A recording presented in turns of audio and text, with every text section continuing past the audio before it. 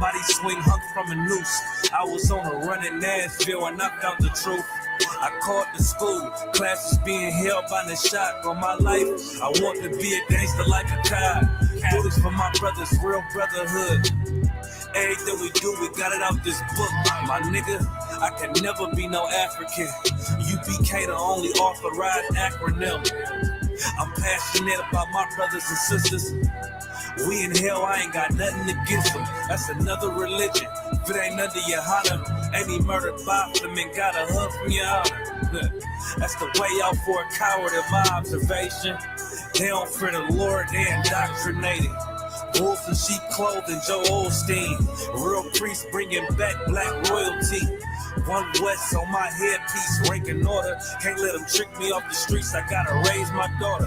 I got brothers at the border ducking ICE agents. I got the name change, it was life changing. My family thought it was a game. I don't know I'm black, they said I was going through a phase. There's more of us in jail than it was slaves. Chose by the Lord, we could never be the same. Soon as they born, the wicked go astray. They left the truth, they wasn't with us anyway. Niggas weak, they just saying anything to be truthful. We don't want no cowards anyway. Look, coronavirus, that's a plague. You don't get too much sleep when you waking up the dead. First camp, I cut off all my dreads. I took an oath when that oil hit my head. Niggas capping like they lids. I'm a priest, I never stick no fork in no pig. I was dead till I found out how to live. This brotherhood taught me how to be a man. I came back to my roots, I had to dig. A couple gaps I had to bridge. I got a rib, I'm married to this work. You wanna serve the Lord, he ain't in the Christian church. Came back to my roots, I had to dig. A couple gaps I had to bridge. I got a rib, I'm married to this work. You wanna serve the Lord, he ain't in the Christian church.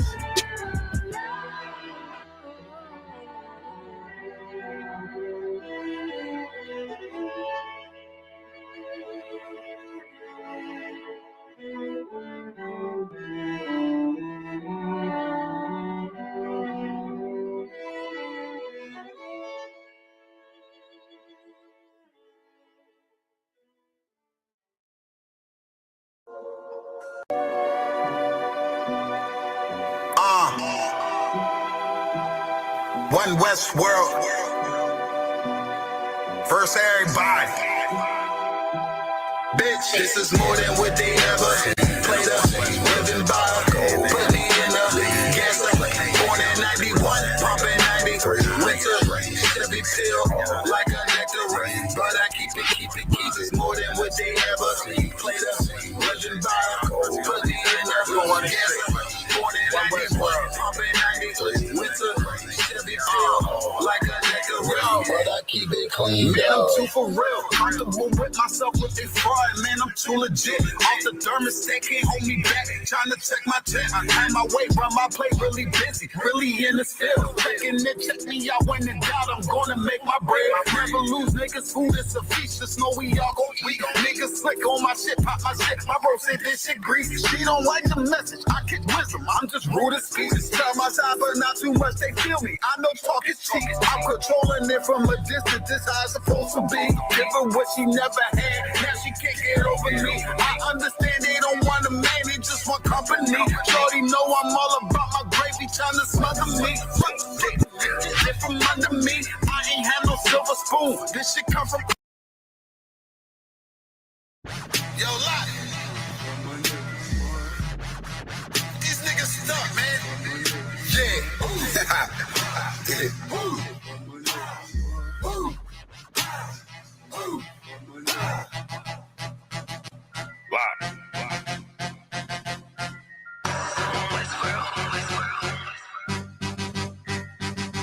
I've been eating pot belly, greasy face, Glock heavy. She just safe talking shit, do not tell me. I don't wanna see the hate, all that shit do not help me. I'm just trying to plead my case to the most high. Pray I see the gates. I was about to Cancun, but we just got the house instead. Covered all of their payment, and now she got the bobblehead. Looking at me like dinner, she said she about to gobble lead. Point the beam like a pencil, and then you gotta swallow lead. Point the beam like a pencil, and then you gotta swallow it. Pack my bag with essentials, I can't forget the hollow tip. Niggas losing they mental, and Satan come demolish it. Niggas all on they mental. screw and get the whining like a bitch, just like iron. They rust, niggas trying, they luck, keep it real. Everybody out here lying, save us, steady raising dead. They was out here lying, then dust niggas on my head. So the brotherhood is a must in the hood. I be riding with my brothers that I trust, know I'm good, cause they slime with their fingers on the clutch. Money piling like I'm trying to make it stack in the rush. One west to the death, and that ain't even enough, cause I'm coming back. I ain't never done with that, gonna hit and spread your lies. I'ma let you run with that, wanting me to spread the thighs. I ain't having fun with that, nigga, hell no. Now she wanna chop it up like a lumberjack. Got some exes popping up, trying to run it back. Want me come and hit the hole like a running back. If the Lord take a soul, ain't no coming back. On my soul couldn't fold like 100 racks. I'm down for my niggas, I up for my niggas. I go and do the time, stay stuck for my niggas. I ride for my niggas, I die for my niggas. One west to the death, no lie, Lord nigga. I'm down for my niggas, I up for my niggas. I go and do the time, stay stuck for my niggas. I ride for my niggas, I die for my niggas. One west to the death, no lie, Lord nigga. The full Nicky on my waistline like a big nigga. No limit, I'm a tank, close game, hit different. We focus on who around, not concerned with who's missing. My boots nigga never been a house shoe. She don't like it, but she love me. I can tell when she want me. Tell, then I sit the body bag like a onesie. Dropping every day, let my feel clumsy.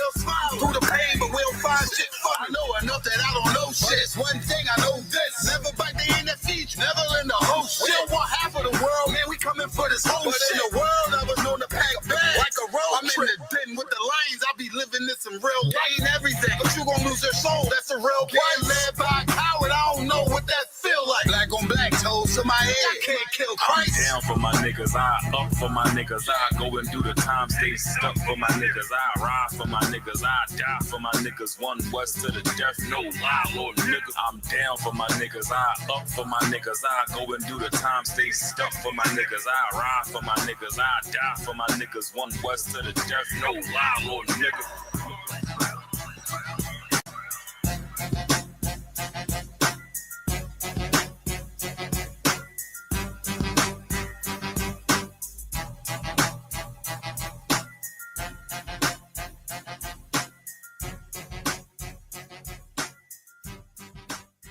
Sure, get the scan.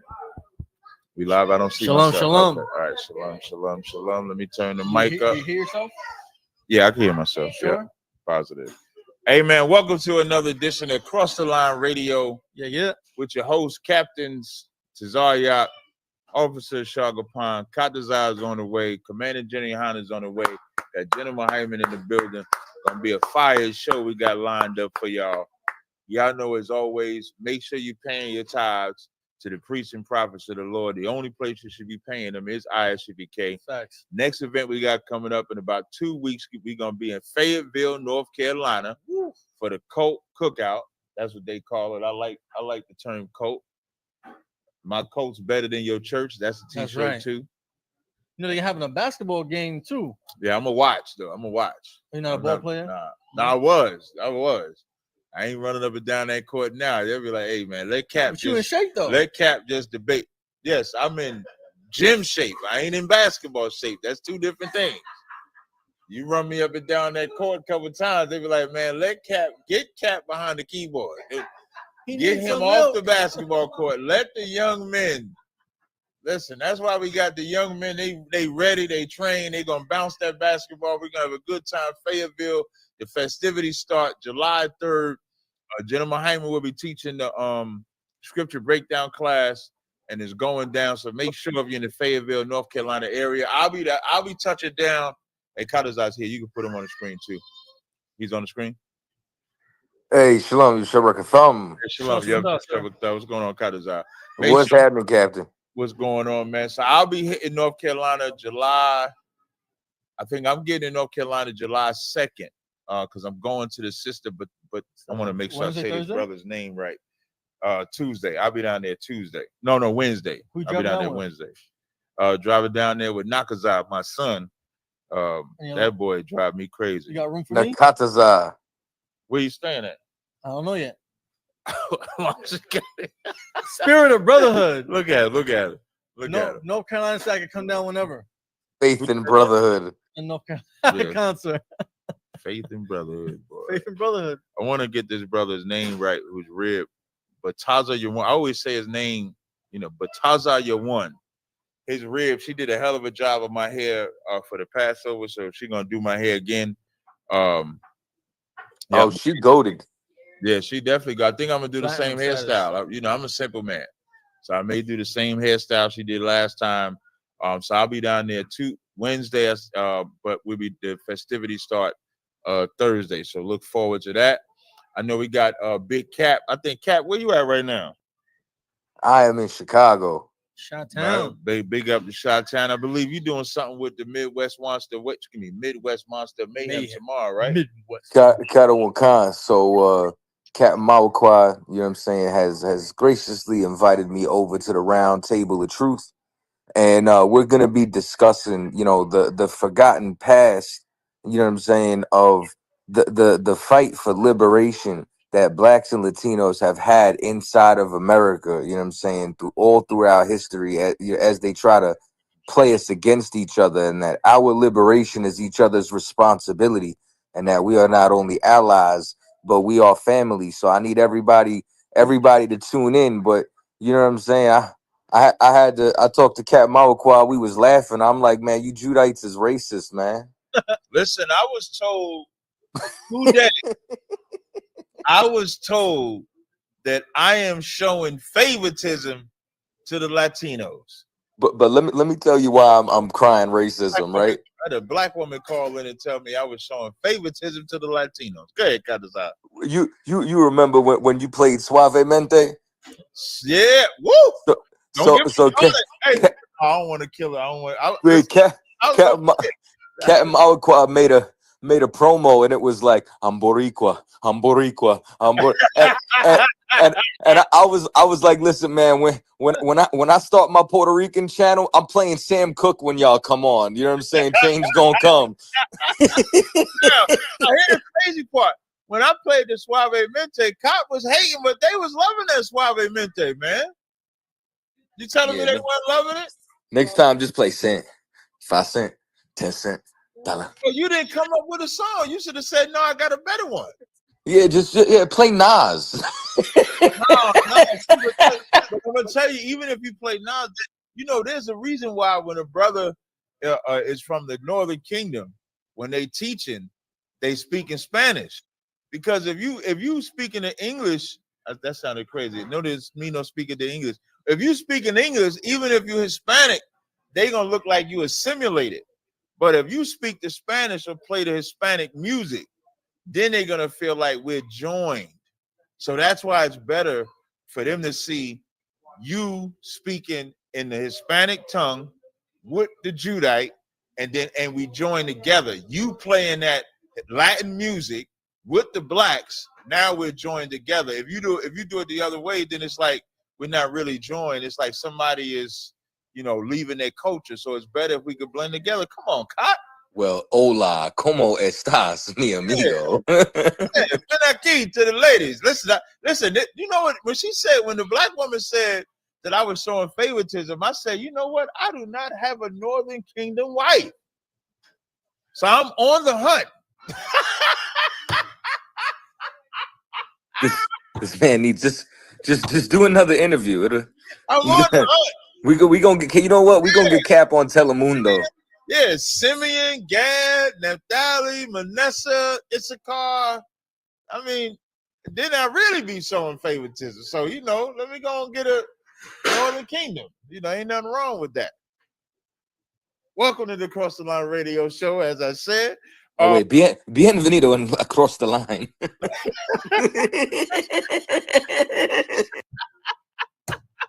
As I know, we got Commander Yahanna coming. I was just saying a little while ago. The phone lines are wide open, 917-779-9499. Also, if you want to come and join on the stream live, you can join on the stream live. Hey, Carlos, I had sent Aisha 2 videos that I wanted to talk about while we're waiting on Commander Yahanna. One is an old video, but it seems to be picking up a lot of traction, and one is a new video. So I want you to do the first email. No, the one above that. Yeah, that one. So this is an old video, but I thought this was so befitting because what I'm noticing, this video was picking up a lot of traction because in the Christian church, you have a lot of women trying to take over. And so when y'all watch this video, is that a caller? Let's see if that's a caller.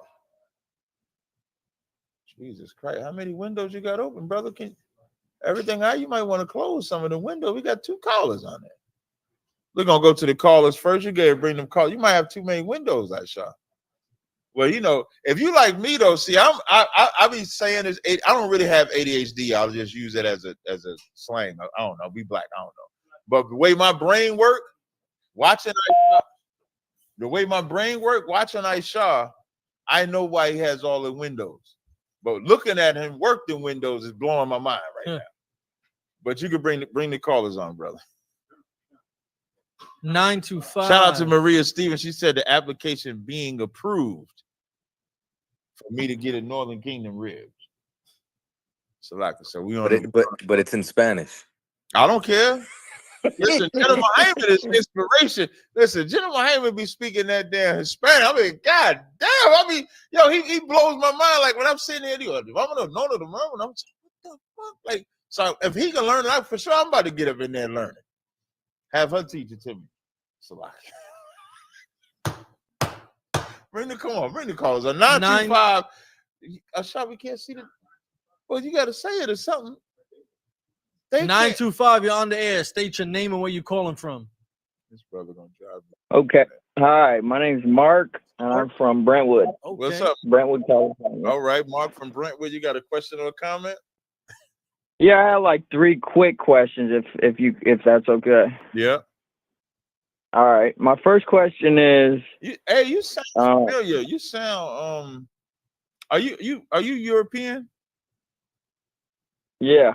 Yeah, you sound like this. I don't know if it's a white guy I dealt with before, but you sound familiar. But go ahead. What's your question? All right. My first question is the present day Israel the historical Israel? It's a part of historical Israel. So like that whole Middle Eastern region, all of that is Israel. Okay. My second question is, what is the best evidence that somebody would want to research, aside from, interpreting biblical prophecies or biblical writings, that Black people are the original Israelites? I'm going to show you, and you because you say you're European. Go to Acts 13:1. I'm going to show you something. Go to Blue Letter Bible. I'm going to play something for you. Go to blueletterbible.org. I'm going to tell you something, right? We've been pronouncing this word wrong in the Bible. When we read Acts 13:1, I'm going to show you something. I'm going to give you some historical proof inside the Bible. Now go to Okay. So now I'm going to read Acts 13:1, and I'm going to read it how we normally would read it. So let me see it outright first. I'm going to read it how we would normally read it if we was on the street.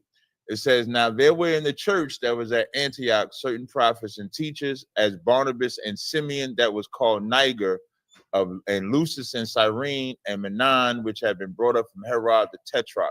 So now when we would break down this verse, we would highlight the word Niger and say that's where the N-word would come from, or Negro would come from, because that's what it means. But when you click it, I want to show you how we've been saying this word wrong. Let me show you how they pronounce it in the Greek.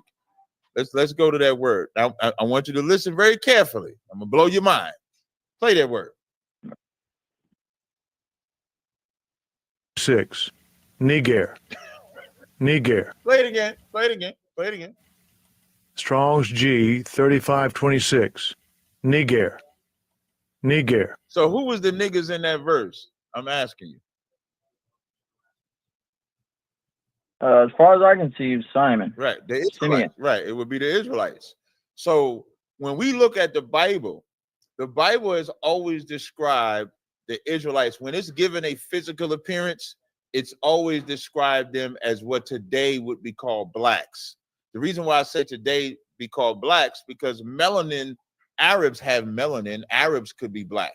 East Indians could be black. But the term or coined phrase of black as far as a race has always been ascribed to us.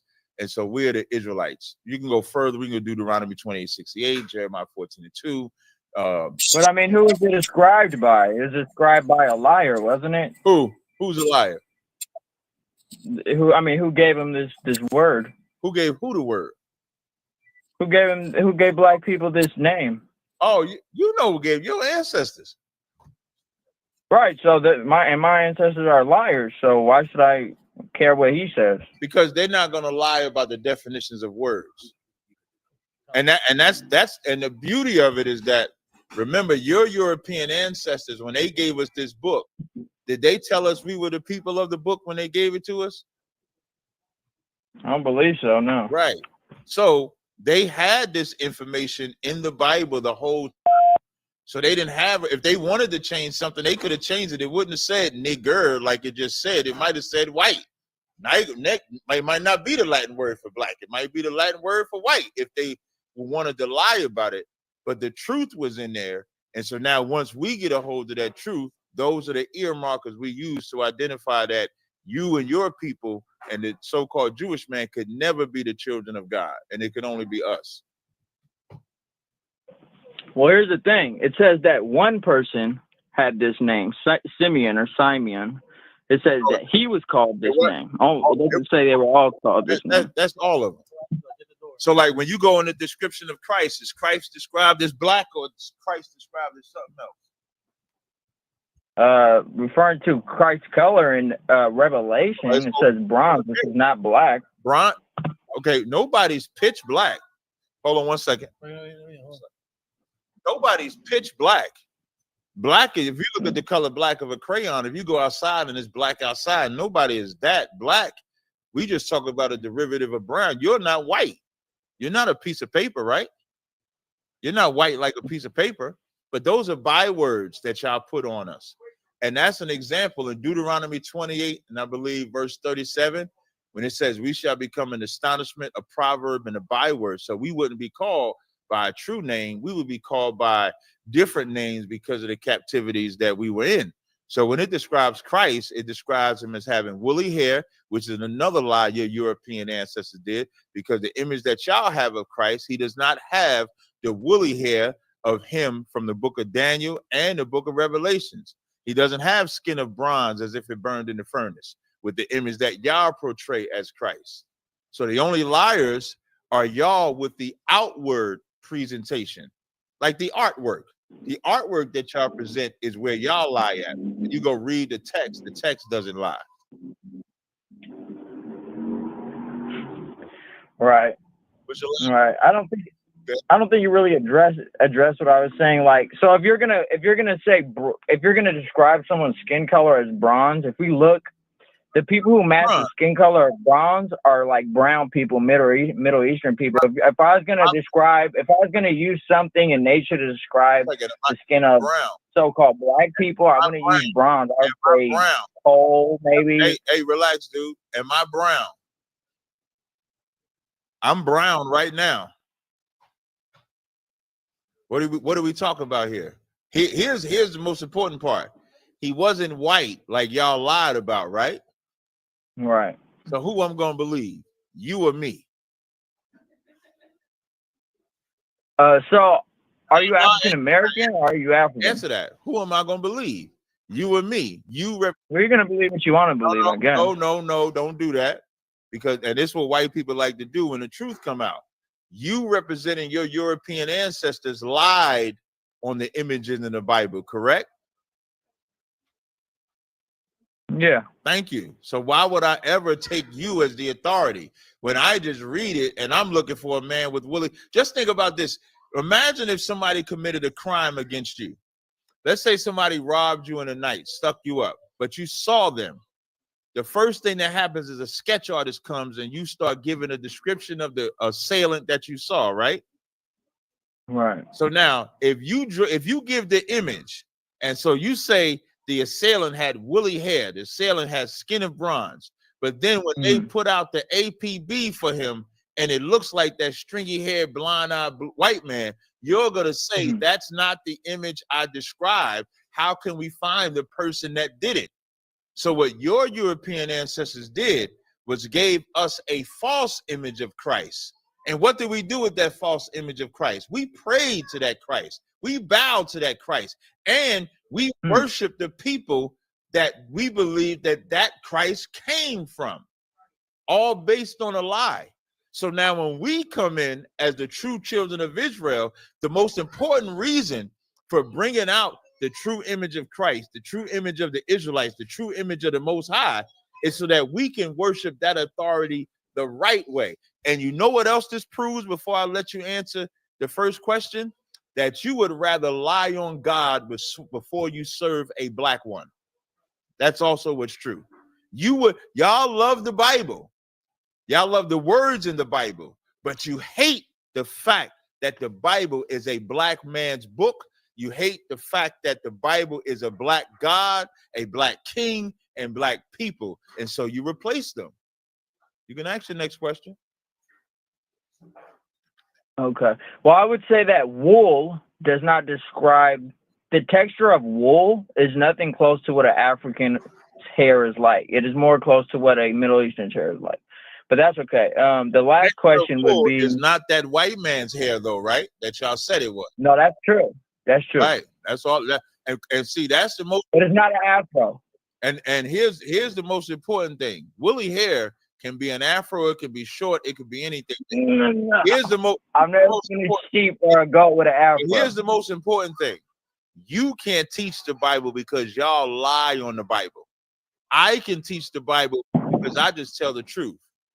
I never said if woolly hair was an afro. You brought the afro in it because you would rather it be a Middle Eastern person. But let me tell you something. White people won't serve a Middle Eastern God either. You'll only serve. No nation will serve a God that does not look like them. No nation will serve a king that does not look like them. Only the slaves do that. That's blacks and Hispanics. Blacks and Hispanics have been beaten down so much in slavery that we believe that if we serve this white Jesus, we'll go to a better place. Every other ethnicity serves a God that looks like them. What's your last question? What are Israelites, Hebrew Israelites, currently doing for themselves right now? Why don't they just separate from the country that they criticize so hard? Say that one more time. You got to repeat that again. Say that again. Okay. What are Hebrew Israelites currently doing for themselves and for their so-called nation? Because it seems to me like they're just continuing to complain about the country that they're refusing to separate themselves from. Hey, are the Iranians wrong for going to war with the Israelis? No, probably not. No. When 9/11 fell, was y'all wrong for bombing innocent men, women, and children? Yeah. Y'all was wrong for that. Yeah. Did they feel they was wrong for that? Did America feel that they was wrong for bombing after 9/11? No. They did not feel that way because they was attacked by what they felt was an enemy, and so they wanted to get that enemy back, right?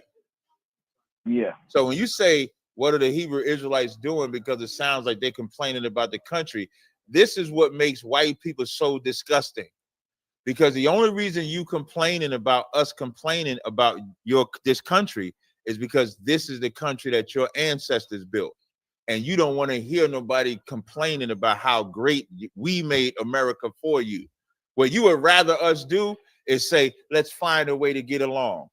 But there is no getting along with a virus. There is that wasn't the last part of the question was that you're refusing to separate from, because you could wait. All you got listening is an art. That's one of the things that I coined. And all you got to do is just keep your mouth shut, and I'll get to that part. But what you would rather us do is not say nothing. Well, black people have not said nothing for a long time in America. I think about 500 years. And all we have ever done is try to assimilate it. I always take this phrase from General Hyman when he was battling this white woman. There is nobody more patriotic in America than blacks and Hispanics. History proves that. No matter how much slavery y'all give us, we try to fit in with y'all. No matter how much punishment, we try to fit in with y'all. No matter how much torment, we try to fit in with y'all. In civil rights, y'all murdered Martin Luther King, who came at the premise of trying to get along. And you know what? We still try to get along with y'all. We flew your airplanes, escorted y'all in World War I, World War II, fight, die, and all of your military, and have never reaped none of the benefits. You don't have the authority to even ask, how can we complain about this place? And what are we doing to build ourselves up? Because that's all the Israelites do. But it always will be a European that will say, hey, why are y'all doing that? We should be doing something else.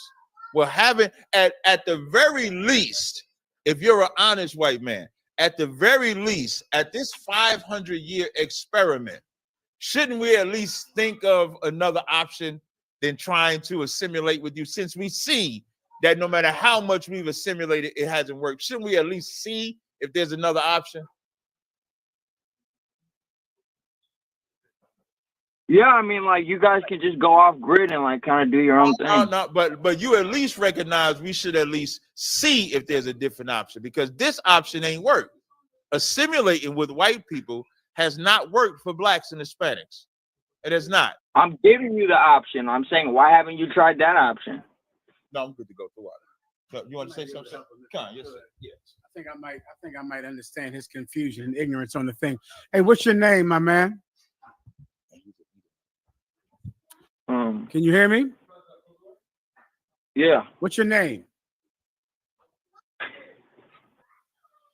Mike. Mike, your question is, say your question one more time. Sir, if I could. Please. Was that the name he said in the beginning? To my audience, because you know, white people lie, and I do not recall him saying Mike was his name in the beginning. And I need my chat just to let me know, Jim, you can proceed. I totally but I'm understand. gonna let the chat remind me if that's his name. Somebody make sure that his name was Mike, because he paused. I understand, So, yes, Captain Zaryak, if you don't mind. Yes, sir. I will forgive him any lying that he might be compelled to do, because I know it is in his nature, and I know he cannot help himself. Mike, you can call yourself whatever you want, okay? It's fine. I'm just trying to figure out how you would like me to refer to you. That's all. Would you like me to refer to you as Mike? Yes. That's no problem. Now, what was your question, Mike? Okay, since integration doesn't work, why don't the Hebrew Israelites, who are trying to build up their own Hebrew Israelite nation, just go ahead and start a community somewhere else in an open area, an open land somewhere, and just do their own thing there, and then build up their nation there? I totally understand. So in essence, you're saying, instead of complaining about white people, why don't we just leave white people, just separate ourselves from white people? Is that I believe that's what you said earlier. Am I correct? Right. I completely understand that. Listen, and that's the normal solution for white oppression. You know, you go over to another country, you go to Liberia. Right. You go to like the Liberians did that a long time ago, right? They went to Liberia. You go to Jamaica.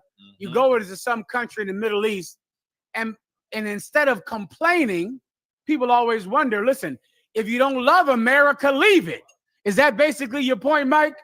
If you don't love it, I mean, you don't have to leave the landmass, but you can leave the society and go make your own society. Stop talking like us, stop dressing like us, stop going to our schools. Just leave us alone. You know, stop getting on our Medicaid and our food assistance. Using your public schools, using your Medicaid. Right. That's what Mike, I completely understand. Mike, however, in the Israelite School of UPK, we decided to do a revolutionary thing. I know most white people say, instead of complaining, leave it. You don't love America, leave it. I understand that. I do notice you didn't tell that to Donald Trump. Donald Trump decided he didn't love America, he would change it. Elon Musk decided he didn't like America, he decided to fix it, to change it. But whenever black people, Hispanics, complain about America, we have to leave. If Republicans don't like America, they change it. America, Donald Trump said he will make America great again. That's right. Because America wasn't great. No one said, Donald Trump, if America isn't great, leave America. Right. No one told him that. Elon Musk is an African immigrant. He said America is full of waste and fraud and misspending. He fixed it.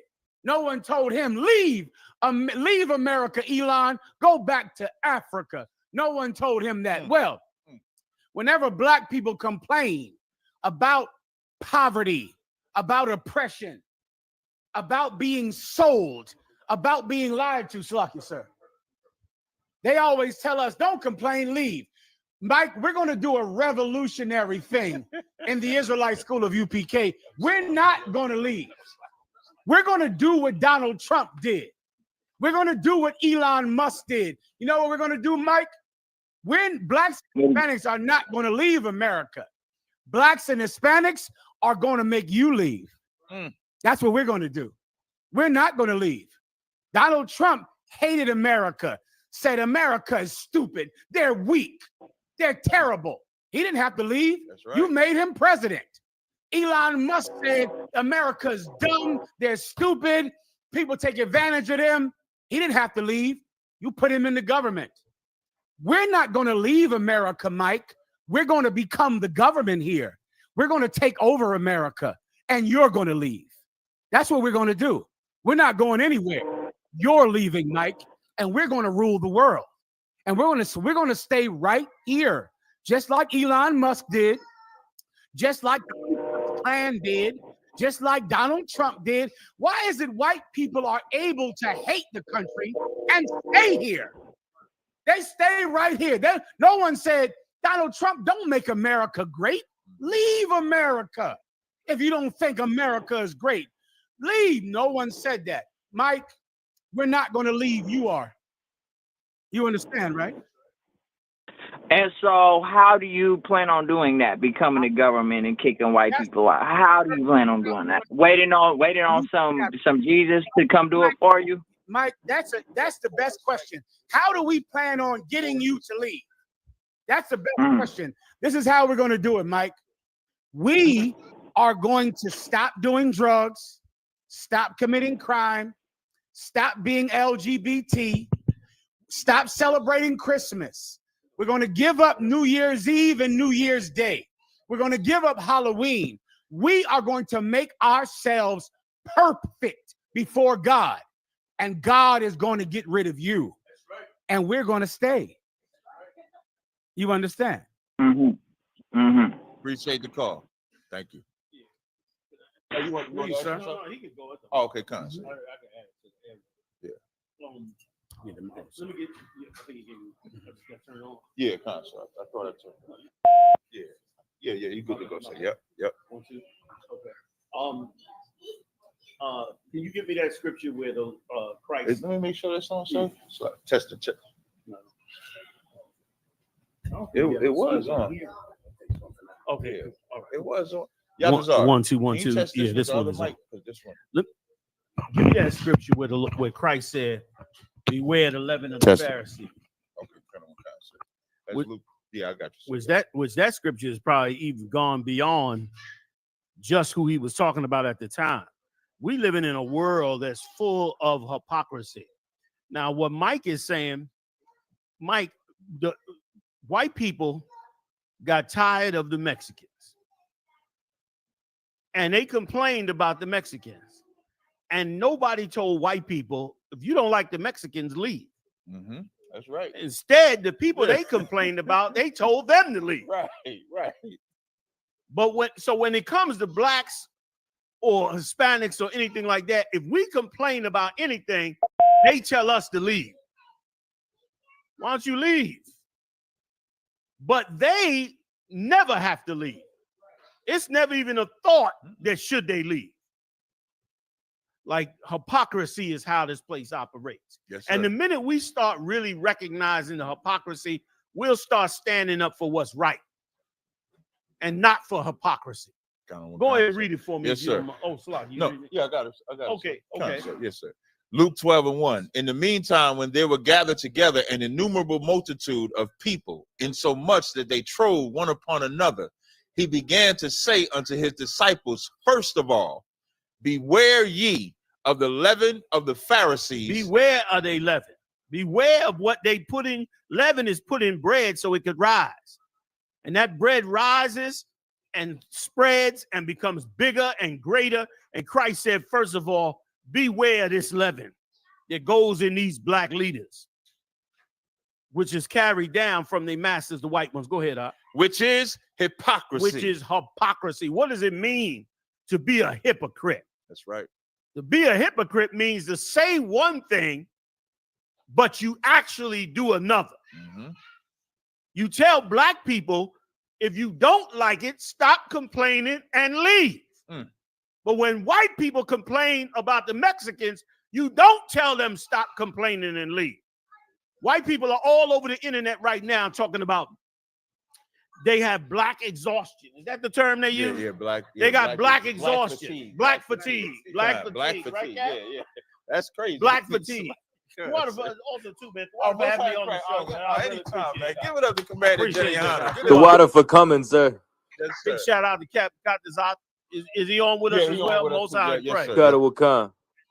Big shout out to you, Cap. Like when white people do it, don't nobody tell them shut up. If you don't like it, leave. And let me tell you something that was so great about white supremacy. White supremacy puts one people in the position over the other people without having to fire a shot. Like white people don't even have to say or do anything to maintain their white supremacy. Right. All they have to do is be hypocrites about what they do, and it automatically puts them in a position of white supremacy. Right. Right or wrong. And that's why Christ said to beware of it when it came to our leaders, to beware of allowing them to treat us one way, but we can't treat them the same. And that's exactly what goes on in this kingdom. And to your point, Mike, of us moving to a certain part of the country, but doing the same thing here. That's noble in its words, but it's not real when it comes to reality. What do I mean? If black people separated themselves and begin to take care of themselves and grew, and we became, the mighty, mighty nation of Israel. Let me ask you, is he still on? Wow, sir. Okay, boy. Let's see if he'll get in the chat. Somebody tell me what would happen if the Hebrew Israelites woke up blacks, Latinos, and Native Indians, and it spread all over. And hundreds of thousands, millions. There's 48 million black people in America, 30 million Latinos, according to their last census.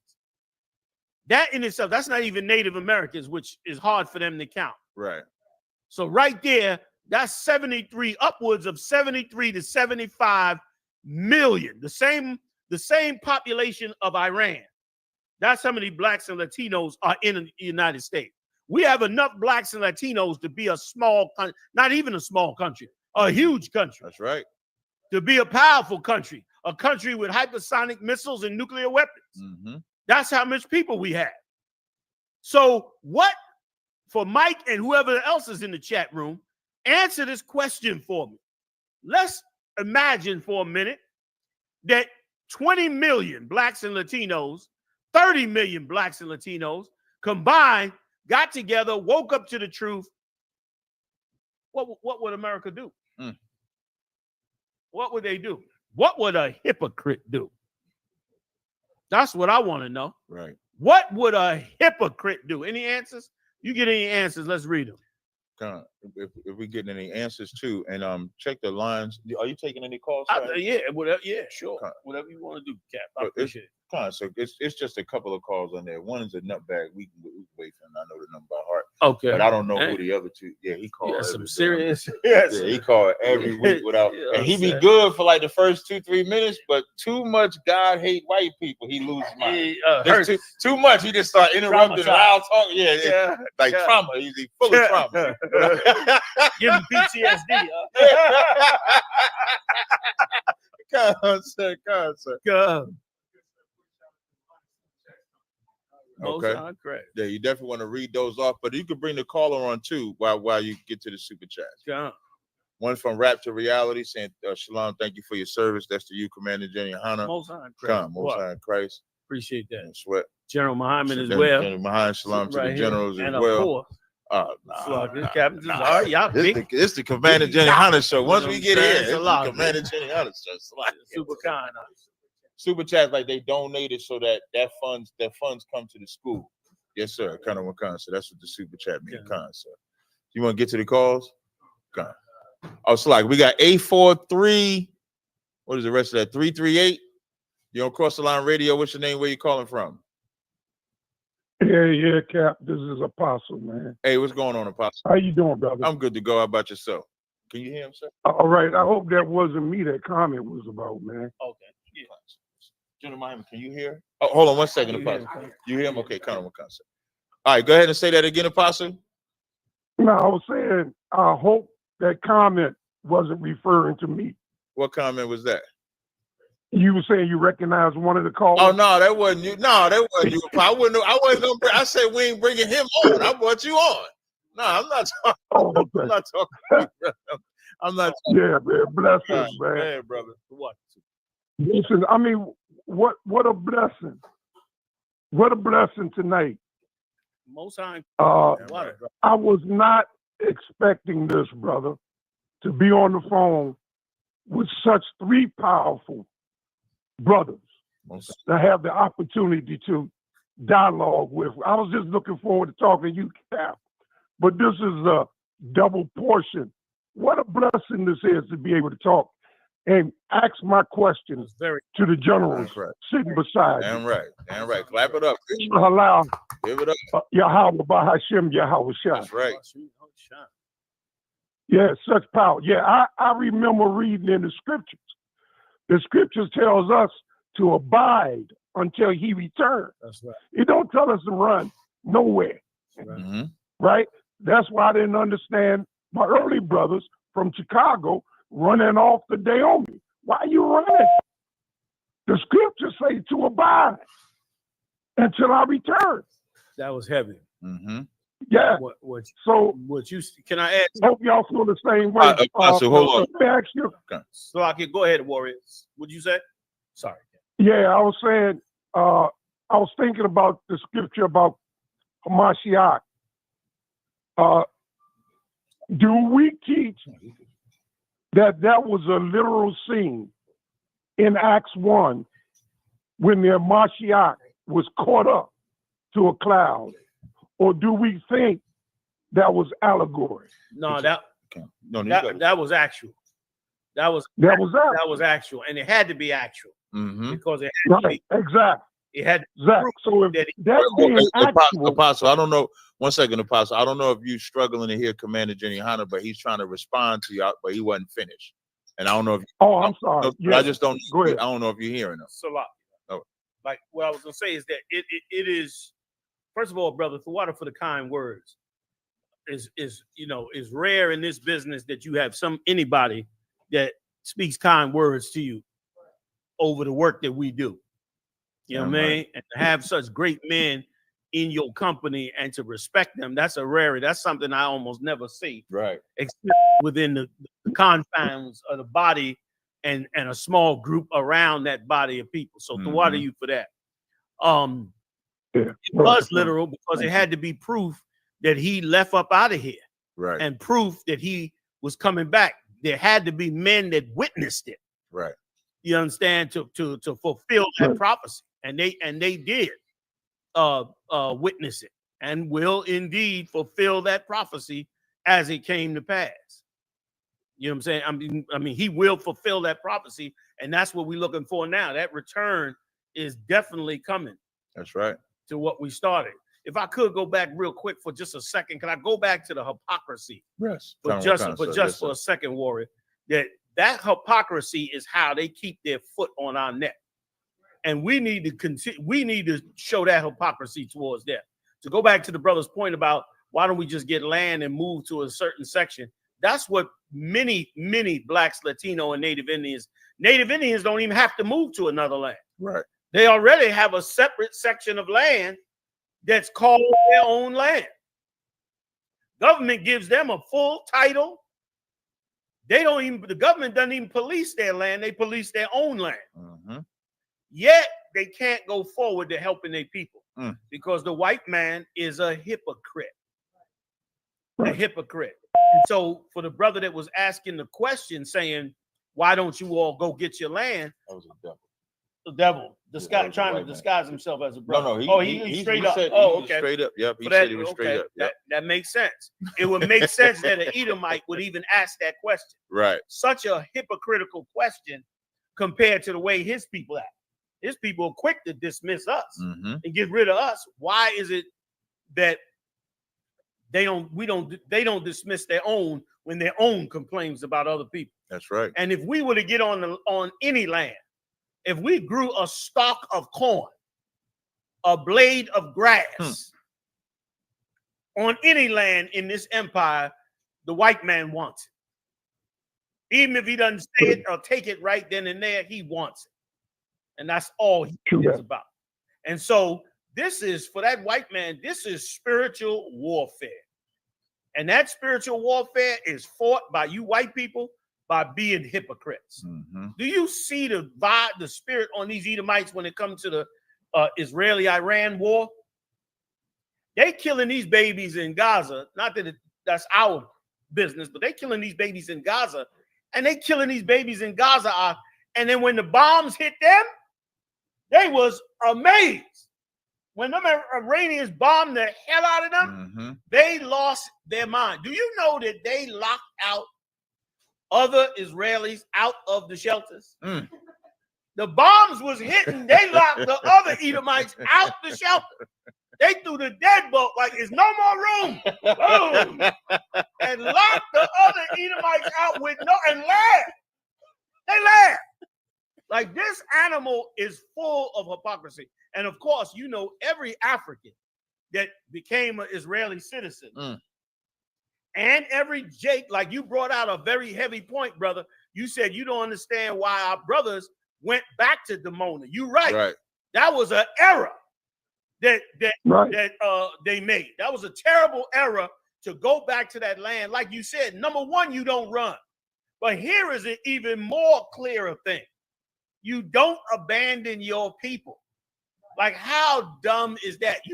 If you tell white people, leave, you don't like niggas in America, pack your shit up and get up out of here. That's right. And go move to whatever country. You think white people gonna pack up and move to Uganda? Africa? Some other country? No, they not. They're not leaving their people. They're not leaving their power. So yet they ask us to do that. No, we're not leaving our people. You got a lot of these fake groups out here that come out and say, you got to get out of here before it's all over. Come to Ghana, where it's real brotherhood in black country. You go ahead and go to Ghana. When this economy falls, they're going to eat people in Ghana. Right. I'm not going to Ghana. They're not eating their own first. They looking for them Americans that got all fatted up over here on GPL-1 drugs and hormones. They looking for them. And they going to want to cook and eat them. There ain't nothing new to them. Right. Hypocrisy is how these people do what they do. And it's an amazing demon because you could just decide you're better than someone else. And when it comes up, you just lie about it. That's right. You just lie about it. When they say, well, wait a minute, if you're better than black people, why are black people better than you at sports? Well, we did experiments on them earlier. That's why they that way. You just lie on them. And that's what's done in this raggedy place. They lie on us. But we're not going to lie on ourselves. We're going to tell the truth. We're going to stick together. We're going to grow like you brought out, and we're going to become a great and mighty people. And when we become a great and mighty people, here's the beautiful part. We're not going to become a great and mighty people at the thanks of our slave masters. That's right. We're not going to say, slave master, thank you for not bombing us and killing us and allowing us to grow our people and become a mighty nation, because they'll never let us do that. We're going to become that way on our own terms, with our own people, just like every other nation is. I was jealous of Iran. I was jealous. If I could run just for a second more, I was jealous of Iran. Not that I look at them in any great esteem, but the fact that they was able to stand up to the white man and bomb the hell out of their enemies. That's right. I could imagine what that must have felt like. Them Iranians was dancing in the streets. Did you see them rallies? Yes, sir. I saw Brother, it. them rallies, they had more wind in their chest, especially that one where they get in that circle and do what I call it the roller skate dance from Muhammad. Muhammad said they look like they roller skate.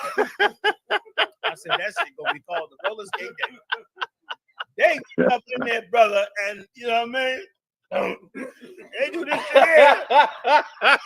It sounds like they saying no more falafel. No more naan bread. Like they mad as hell. And they ready to get it on. Right. And take care of their own. You used to always say this, and I'm gonna step out of it. You cannot have love without hatred. That's right. There's two sides of the coin. How you gonna love something when there's nothing to hate about that thing if something were to happen? Mm-hmm. If I love this cookie I got in my hand, then I don't want nobody to take my cookie.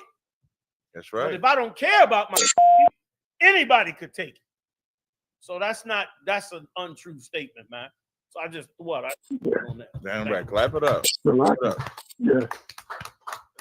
Well, if I can add one other thing to Mike, whatever his name was, we ain't worrying about leaving here because after they destroyed us here, the Most High is going to come back, fix it up, and give it right back to us. So we ain't got to worry about going to no pie in the sky or no hell below. But we're going to be rejoicing right here on this new earth, on our own land, on our own terms, while they build up our home. That's right. And that right there is a blessing within itself. So I can't wait. Nothing but much respect for y'all. Thanks, Cap, for receiving my phone. Hey, no problem. My phone call, man. No problem at all. All right. All right. Salawat, man. Thank you. Shalom. Talk to y'all later. Shalom. Did you want us to bring anybody else on? Yeah, come on, let's get it in. Okay. Full throttle. Unless you. Yeah, I know I got my fathers on the stage. You know, you act different when fathers be in the house. So. I be watching myself. I won't go too crazy. Your usual slave. Yeah. I see you hold it back a little bit. Sister, don't call it. Yeah, next week. Hey, didn't I tell you? Yeah, didn't I tell you? This ain't the week to call. This ain't the week to call. You can bring the next caller on. That's 917. What? Let me see. You move too fast. I can't see the number. 917-998. What's your name? Where you calling from? Yeah, my name's Joey. Name's what? Joey. Okay. What's up, Joey? I got a little reverb behind me. I hear the echo. No, it's not you. It's something. You might want to take. Yeah, my name's Joey from Florida. Okay, Joey from Florida. You got a question or comment? Yeah, I just got a comment. I'm black, by the way. I just tune in from time to time and just always have a question about, your theory on all of this. You have a question about what? He said a theory? About your theories. Oh, about your theories about our theories. Okay. Yeah, I mean, sometimes and I'm just asking respectfully, but don't you think sometimes, they take on the same characteristics of the person you're saying that you hate? You saying do we take on the same characteristics of the Christians that we hate? Not the Christians, but I don't know. Oh, you said the person. You say that. You said the person that we hate, we take on his characteristics. Sometimes it comes off like that. Like, my question to you is it about race? Okay, sir. If you don't mind. Yeah, come on. Yes. If you're all right. Okay. I was just going to say this, if I could add, that this is not about hate. This is about being just. That's what this is about. This is about a crime. That's right. You know what I'm saying? Hey, have you ever watched like the court TV or one of those court shows where they have the victim impact statement? Yes, I'm aware. Have you ever seen how those families are when they speak about what happened to their victims and their loved ones? Yes. How do they act? Are you talking about what's the reaction of the? What are the reactions or the person? No, of the family member. How do when they bringing up the wife whose husband got killed or the mother whose son got killed? How do they address the court when the court says we're gonna have the victim impact statements and they come up and then they go ahead and speak? What manner do they do it in? Crying, they're crying. What? Sad. What? Sad. They're sad. They're sad. Sad. Crying. What else? Hurt. Hurt. They're hurt. Yep. Are they angry sometimes? Yeah, angry. Do they yell sometimes? Yep. Do they curse sometimes? Yes. Doesn't sometimes it sound just as angry as the person that did the horrible crime?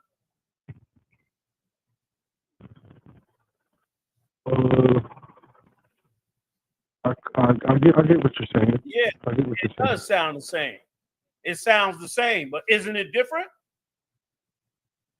What's the difference between the offender that got convicted and the family member that's given the impact statement? What's the difference between the two of them? I would say the difference is maybe the person that's giving the impact statement, like if you're comparing the two, I don't think the person's gonna then, kind of like take on the same mindset of we're superior. Like it kind of sounds like just reverse what white people say, but now black people are saying it. Yeah, it's and using religion. But is it reverse? Are they the same? Is the victim the same as the perpetrator?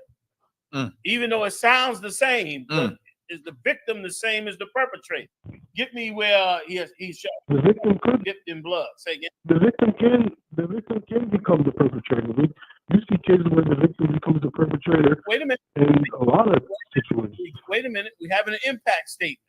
While the family member is giving the impact statement and they angry and they yelling and they cursing, does that family member, are they the same as the perpetrator? I wouldn't say in that moment when they're giving their impact statement. Not in that moment. It's impossible for them to do it in that moment because the judgment is coming down. That's right. So they are not the same, right?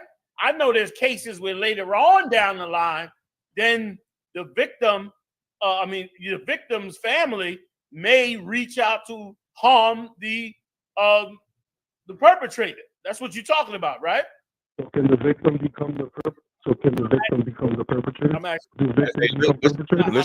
Listen to the question. If the victim, let's say the court case is over, right? It's been 10 years. Yep. The criminal got out of jail. The family member runs into the criminal in the street and kills the criminal just out of anger. Is the victim and the family member, is the perpetrator and the family member the same at that point? I would say if we're speaking on one specific person, then I would justify it. But if you're using it to just one listen. specific case. He's talking about one specific case. That's what he said. The victim and the family member, the perpetrator that gets killed by the family member, is the family member the same? Has the family member become the same as the perpetrator? Yes, the victim then becomes the perpetrator. Let me explain something to you. Also, get me when he sat upon the judgment seat and the books were open. Like that's the problem with us, brother. The problem with us is we don't understand what justice is. There's no way the family member is the same as the perpetrator. The Lord even... But the victim let do me become explain. perpetrators. Put him on mute for a second. Yeah. Let me explain something to you. The victim, the family member that kills the perpetrator, now in American law, you can't do that. But in God's law, if that family member finds that perpetrator and puts him to death, that's lawful. The Lord even got laws for if you kill somebody by accident, you better flee, like you said, to the sanctuary city. Because if that family member finds you, you're going to get put to death. Are they the same? No. According to God, they're not the same. That's right. I'm not telling nobody to go out there and do that. I'm telling you just what the raw law is.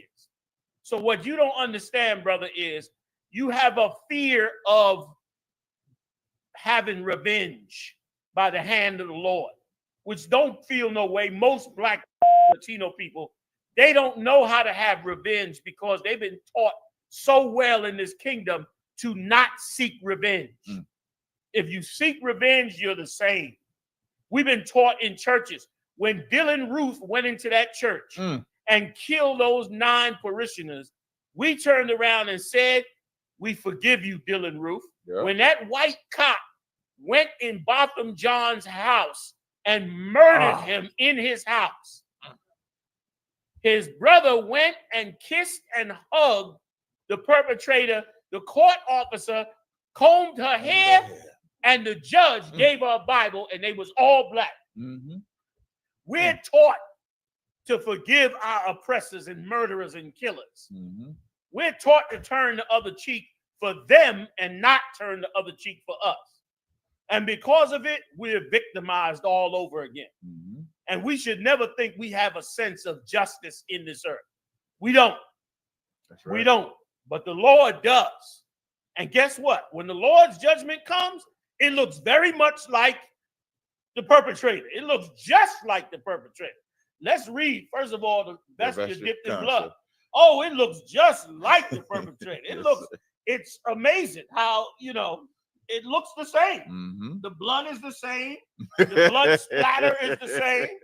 The wielding of the sword is the same. I really don't see too many differences. But there is a difference. Yes, sir. Even though it looks the same, the head comes off the same way. Right, it comes off rolls into the basket the same way. But somehow there's a little difference in there. God, sir. Let's read and find out. Revelations chapter 19, verse 13. You want me to start at verse 12, sir? Please. Yes, sir. Revelations 19 and 12. His eyes were as a flame of fire, and on his head were many crowns.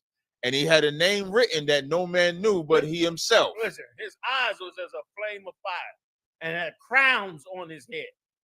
Boy, that looks like a bloodshot, angry, rich man. Go ahead. Verse 13. Full of crowns. Yes, sir. And he was clothed and had a name written that no man knew. No man, break that down for me. Y'all help me out, please.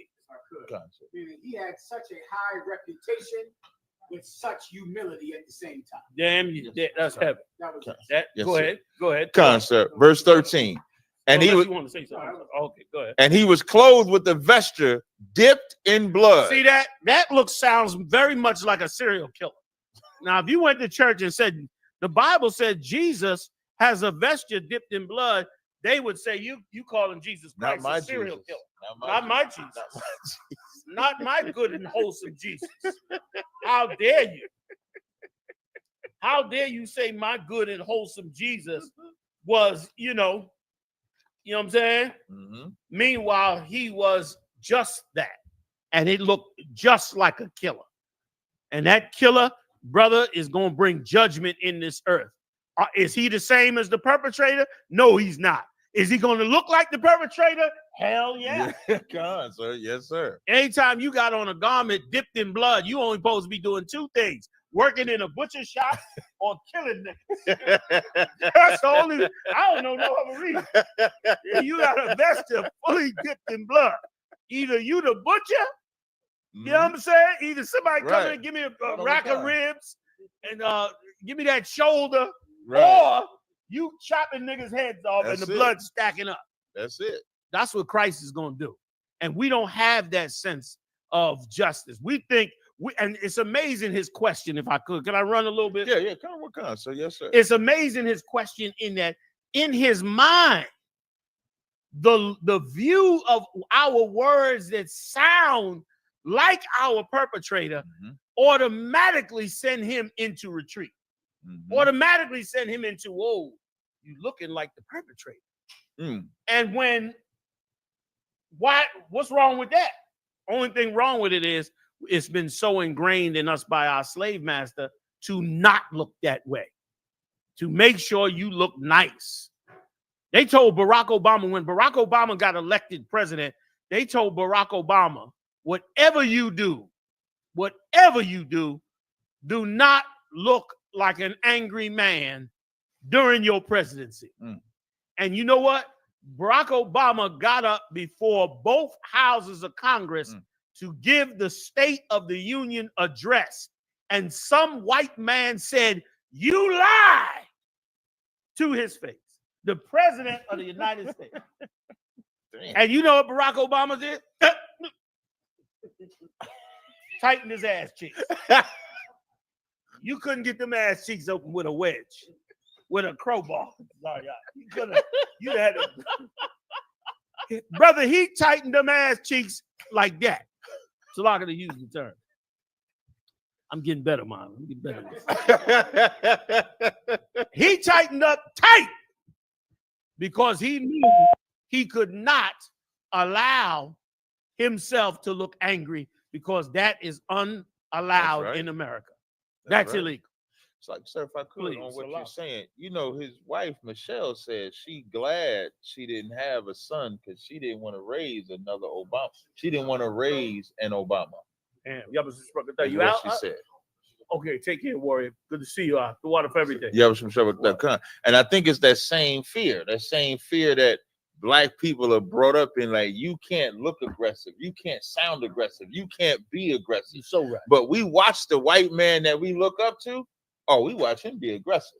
I remember when they unalived Osama and they paraded through the streets. They never said we can't look like Osama and murder all. Because now with Osama, they murdered and unalived millions of innocent people to catch Osama. And nobody said you shouldn't look like the Taliban or Palestinians or Bin Laden and them for what they did to you. They said we're free now. But if the vengeance comes, but it looks like us, now it's like you looking like them, man. You shouldn't be like them. That's what Christianity does. That's what hypocrisy does to us. That was such a good. Sorry, real quick. That was such a great example of hypocrisy. They killed 1 million people in Iraq to get Osama bin Laden. They killed countless other people in Afghanistan. But once they got Osama bin Laden, to them it was even. Say again. And as well as Saddam. To them, they was even. When just last week, they pissed off Donald Trump. He said Israel doesn't know what the fuck they doing. Right. That's what Donald Trump said. That's the difference between a free man and a man whose mind is in captivity. Like any animal. Don't think it's not nothing special. It's no different than any animal. If you raise a dog up in your backyard, and you raise a dog up in your house, that dog that lives in that backyard is way more vicious than that dog that lives in your house. It's as simple as that. Human nature or animal nature are very similar. And you raise up one animal one way, another animal another way, you got two different things. Last point real quick. The Lord said this: is Israel a homeborn slave? God asked that question. Is Israel, meaning there's a difference between a slave that's homeborn and a slave that's brought into captivity. A slave brought into captivity, he's fighting you. He know you his enemy. He's fighting you to get free. But a slave born in captivity, he think this is his life. He don't know nothing else. He don't know how to fight nothing else. That's right. And brother, we got to stop being homeborn slaves.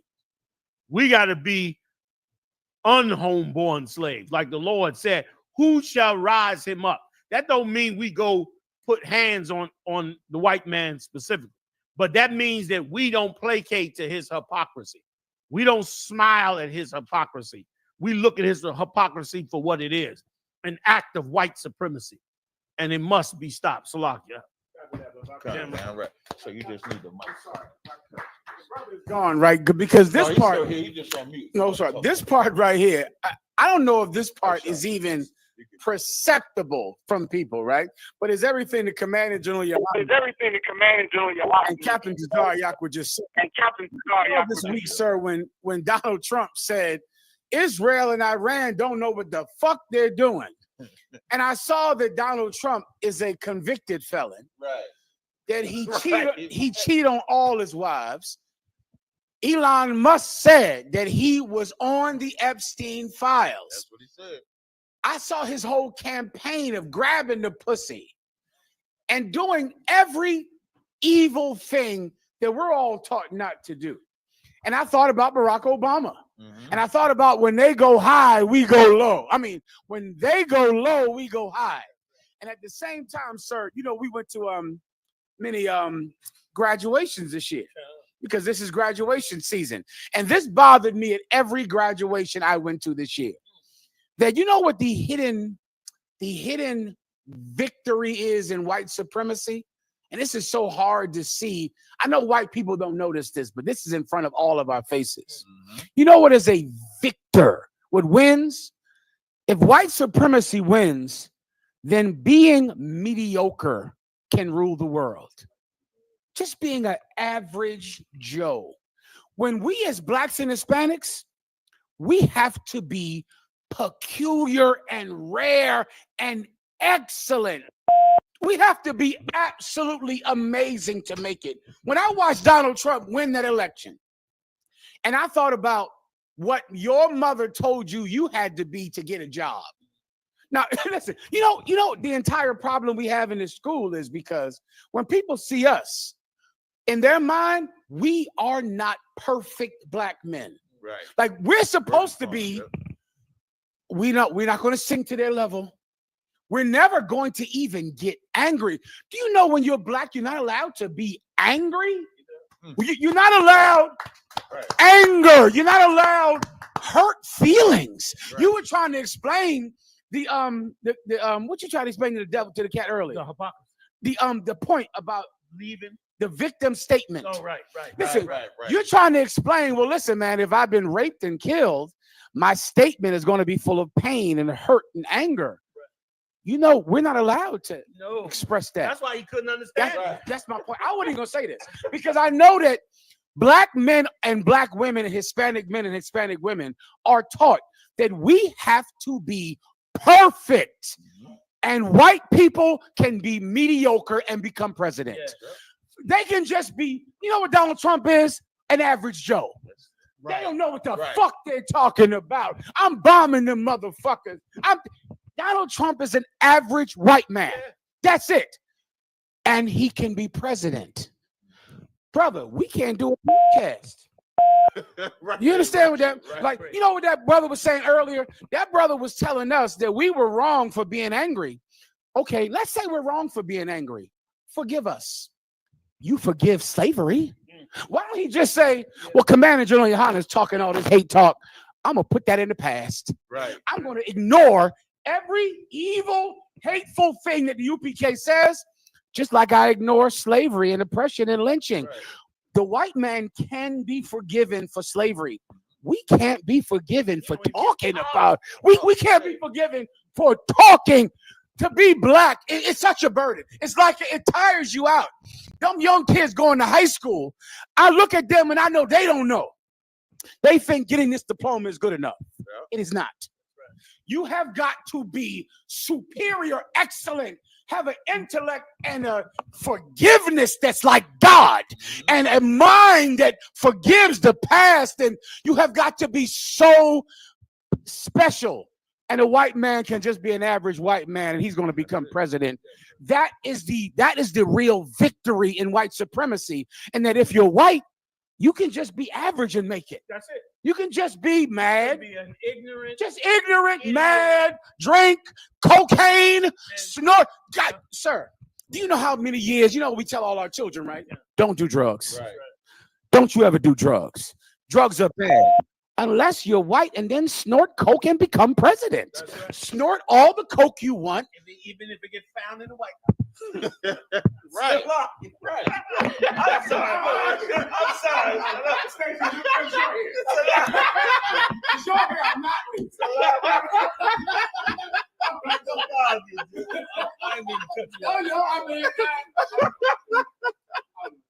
That's such a heavy point, though. I mean, it just ain't gonna be heard. Right. And I don't know, it just can't be. That's everybody. So, we gotta fight every day because we're angry. Right. But white people don't have to fight every day for lynching and killing us. But we're wrong because I know why. Because we're black. So we gotta forgive that. We got it. Right. We gotta forgive slavery. We gotta forgive lynching. We gotta forgive what happened last week when the cop killed us. Last week. And you know what? We're supposed to, because we must be perfect, because a slave cannot be mediocre. Like, we're slaves, so only the best of us are going to make it, sir. But if you're white, snort coke, they find coke in the White House. Listen, Donald Trump gets convicted. Who even knew you could be president with a conviction? I didn't even know Donald Trump did things I didn't even know you could do because I'm black. So I thought this excluded you from being president. Yeah, I thought it was like, well, surely you can't be president with that. Right. You No. can't be black and have a felony and do damn near nothing. Right. So it would just be common. You can't work at Foot Locker.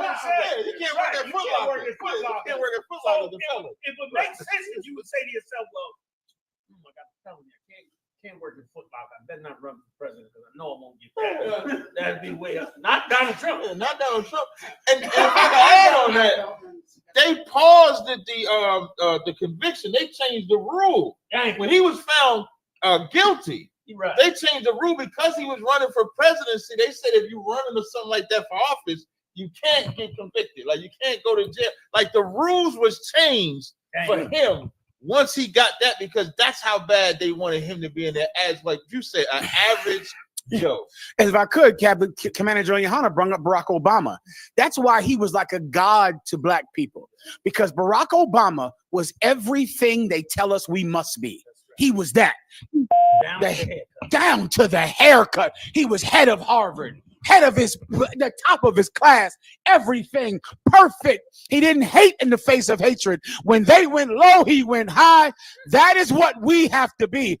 Who succeeded him? A felon who grabbed pussies. And that's just that. And that is tiring.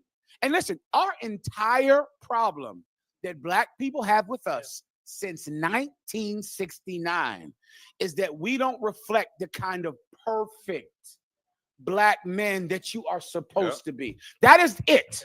That is what this. That's every battle you ever been in. Everyone, because every battle we have ever been in since 1969 is you ain't supposed to hate. White people ain't supposed to lynch or enslave, right? You forgave them. But why don't you just forgive us for hating white people? Wouldn't that be? That seems the easiest thing. We hate white people. Forgive us. Forgive us for it. Yeah, we hate white people. I'll go a step further. Forgive us for what? Like you supposed to be able to say, well, a few black people gonna hate white people. It's obvious. You had Adam and slavery. Because they'll say there's a few ignorant white people who are still part of the Ku Klux Klan. We ain't gonna we know they over there. We gonna leave them where they are. But not us. What you saying is so true. That's heavy. That's great. Do you still want to talk to him? But he had a bad reverb. I was gonna go to the next call. Okay. We're gonna you do it. Okay, most high Christ, sir. We can go to the next one. To 917. The reason why I'm not unmuting you, just so you know, you got a bad, horrible reverb. Maybe you want to hang up and come back. I will let you respond to everything that you heard. Matter of fact, unmute him real quick. Let's just see if his sound is still bad. 917, can you speak? I need you to stay on the line for a second. 917, you unmuted now. 917-995, are you there? Yes, sir. Can you hear me? Yeah, you sound a lot better now. Did you want to respond to what Commander Yahanna? Nah, that's he's another 917, but that's not me. Oh, that's not you. Okay, no sweat. Well, we got you. Nah. No problem. Well, while we got you, what's your name? Where you calling My name is Jimmy. I'm from Florida. Okay, you got. Peace and blessings to all you gentlemen. Appreciate y'all doing this. It's always a pleasure to learn from y'all. All right. But real quick, I was on the Car Chronicles with you the other day. I asked you a question about Cain and Abel and the respect and the lack of respect God had for them, and you helped me realize The lack of respect you know we have for Cain, you mean, not Abel. right, Right. and you helped me realize how simple it was, and you know how sometimes when something's so simple, it just flies right over your head and you overlook it. Right. When you told me that Cain didn't get his best. And then, after that, I'm rereading it and whatnot. And then I go, and you tell me if I'm reaching on this. But when I read in verse 3, where it says, and in the process of time, it came to pass that Cain brought of the fruit of the ground. And I'm looking at that and I'm thinking like, well, most fruit don't grow on the ground, except like melons and stuff. So I'm thinking like, and the reason I'm thinking that, because I got a mango tree, every morning when it's in season, I pick mangoes off the ground and whatnot. So I'm thinking, is that what Cain did? Just grab some fruit off the ground to present to the Lord? And that's why the Lord didn't have respect to what he did? Did you want to answer, sir? I wouldn't mind. Yeah, come It's all right, unless you. Yes, sir. No, I'm with you. I think you might be missing a lot of the premise of the point of that he was saying. When he said that he brought of the fruit of the ground, he did mean all those fruits come out of the ground. Like fruits and vegetables grow in the dirt and they come out the dirt. And they on plants and trees and so forth. So when he said the fruit of the ground, he was talking about those things that grow in the ground. You know what I'm saying? Meat doesn't grow out of the ground. Meat comes from offspring, not out of the ground. So when it said he didn't have respect for Cain's offering because it was of the fruit of the ground, meaning not that he just picked it up off the ground, but that it was disrespectful. The Lord required a sacrifice for the sin that was done. Both of them, Cain and Abel, knew that God wanted a sacrifice because what was done was heinous. Right. You understand? It's just like a father on Father's Day, 1 million fathers across the United States get a pair of socks. And all the fathers know is disrespectful as hell. They done gave up their paycheck all year and they get it. Not that we celebrate Father's Day. My point is, when the sacrifice being made for you does not meet the sacrifice you made for your family. And that is what happened with Cain and Abel.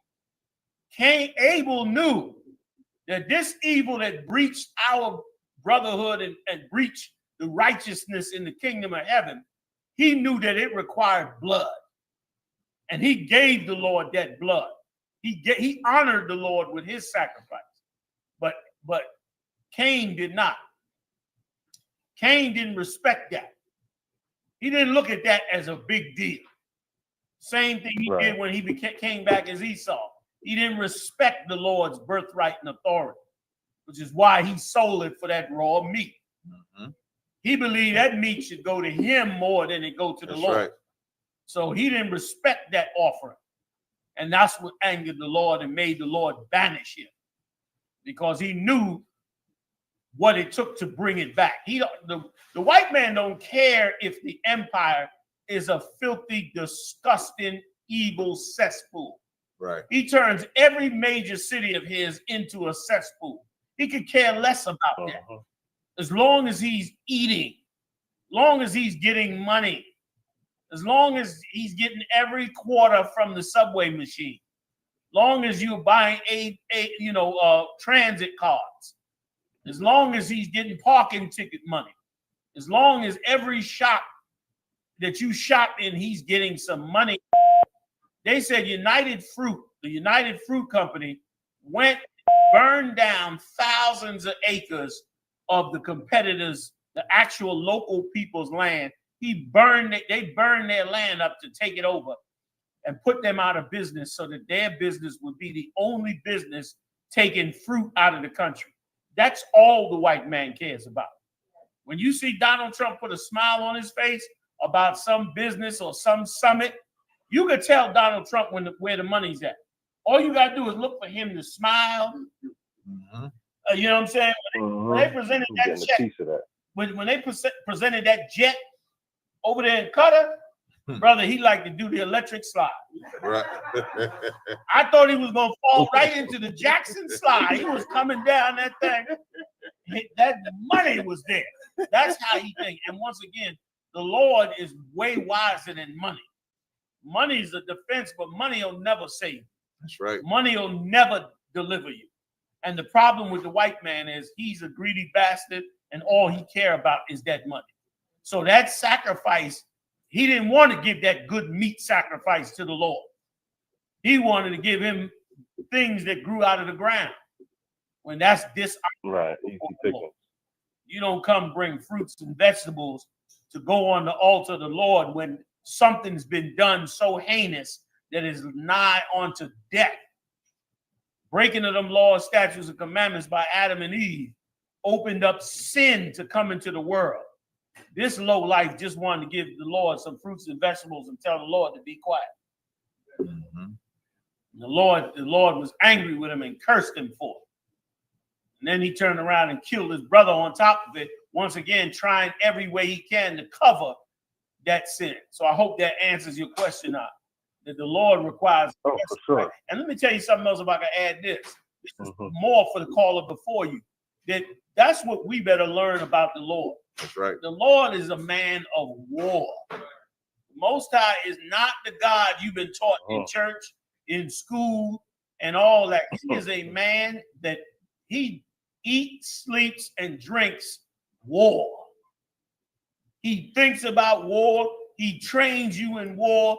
He raises up the prophets to be warriors. Everything about him is ultra masculine and about war. That is how his real and true nature is. Only the Lord show you how much of a man of war he is. The Lord raised up Moses, took the children of Israel out of Egypt, and then went and killed every nation in that area. Killed King Og, killed all them kings, burnt down Jericho. Yeah. Like he didn't say, all right, y'all out of Egypt now. Want y'all to grow some flowers and some fruits. Right. And y'all take care of each other. No, he went and sent them out to kill all them nations round about them. Took over the Middle East, took over Jerusalem, just killing and slaughtering every nation that went against the Lord. You go against the Most High, you're going to be slaughtered. You looking at America and its greatness, it's going to be slaughtered. All of Europe will be slaughtered. Russia, China, every Middle Eastern country, he's looking at every one of them, and he is about war. That's his nature. You understand? He has no other nature but that nature. And with that comes other things like mercy and so forth. But he make no mistake, he is a tactician of war, destroying his enemies. And he cursed Cain, brother. He cursed Cain like you ain't never been cursed before. Like here we are 6,000 years later, and Cain is about to get his judgment. That's right. A warrior he is. That's right. He chest walked Cain right into captivity for 6,000 years later. Like that's a man of war. You understand? He blessed the 7 sons of Ishmael, the Arabs, gave them land and wealth and power. And what did they do? Enslaved us. Took our daughters and put them in their harems. Here we are 4,000 years later. He done chest walked the Arabs right into the Third World War. With all their oil and wealth and power, they about to get burnt alive in the Middle East. God is a man of war. He's a battler. And that's what he does. So that was the difference between those two sacrifices, if I could, y'all. No, that's true. Did you have any other question, brother? Let me see the calls. Yeah, if you don't mind, this is a real quick question. The answer could be just yes or no. We'll go to the call. Go ahead, brother. Revelation 6 and chapter 6, verse 15 and 16. Because I know in what chapter was that? Revelation chapter 6. Okay, go ahead. Verse 15 and 16. I know in many other places in the Bible, mountains and hills refer to nations, peoples, or whatever. So does the mountains in 15 and 16, is that a representative of Israel? Can I read it for you, sir? Please. Concept. This Revelation 6 verses 14 and 15. It says no 15 and 16. 15 and 16. Sorry. And the kings of the earth and the great men and the rich men and the chief captains and the mighty men and every bondman and every free man hid themselves in the dens and in the rocks of the mountains. Verse 16. And said to the mountains and rocks, fall on us, hide us from the face of him that sitteth on the throne and from the wrath of the Lamb. Now, in this case, when it says he told the mountains to fall on us, this is talking about them literally trying to go into the rocks and get away from the judgment that's due them. This is, go back up to the top if you could. Yes, sir. Verse 15. And the kings of the earth and the great men. And now the kings of the earth and the great men, that's everybody ruling now. That's Donald Trump. That's the, all these different leaders and rulers. Every, Kim Jong-un and everybody that's sitting up over bodies of people in great power and controlling those people and robbing the resources and battling over each other and getting millions of people killed. Those are those rulers sitting up over. But they said, what did they say? They went where? Concert. And the mighty men and every bondman and every free man hid themselves in the dens and in the rocks of the mountains. Right, in the dens and the rocks of the mountains, meaning they went into their country and dug into the rocks and the mountains to hide themselves. You hear a ton about rich people today buying these multi-million-dollar bunkers. You know what I mean? In nuclear silos, and they got elevators and automatic generators and all kinds of stuff. They know that they got to go hide themselves. I heard Oprah Winfrey got one in Hawaii. I don't know how true it is. They said the Rock, that cat, the Rock. They said he got one over there in Hawaii too. The volcanoes? Right down under the ground. That's what I heard. I don't know how true it is. Yes, sir. You know what I mean? And other ones too. Tons of people are building those bunkers because they're going to go into them rocks when that wrath comes. What is that wrath? That wrath is the nuclear battle between Christ, the angels, and every nation on earth.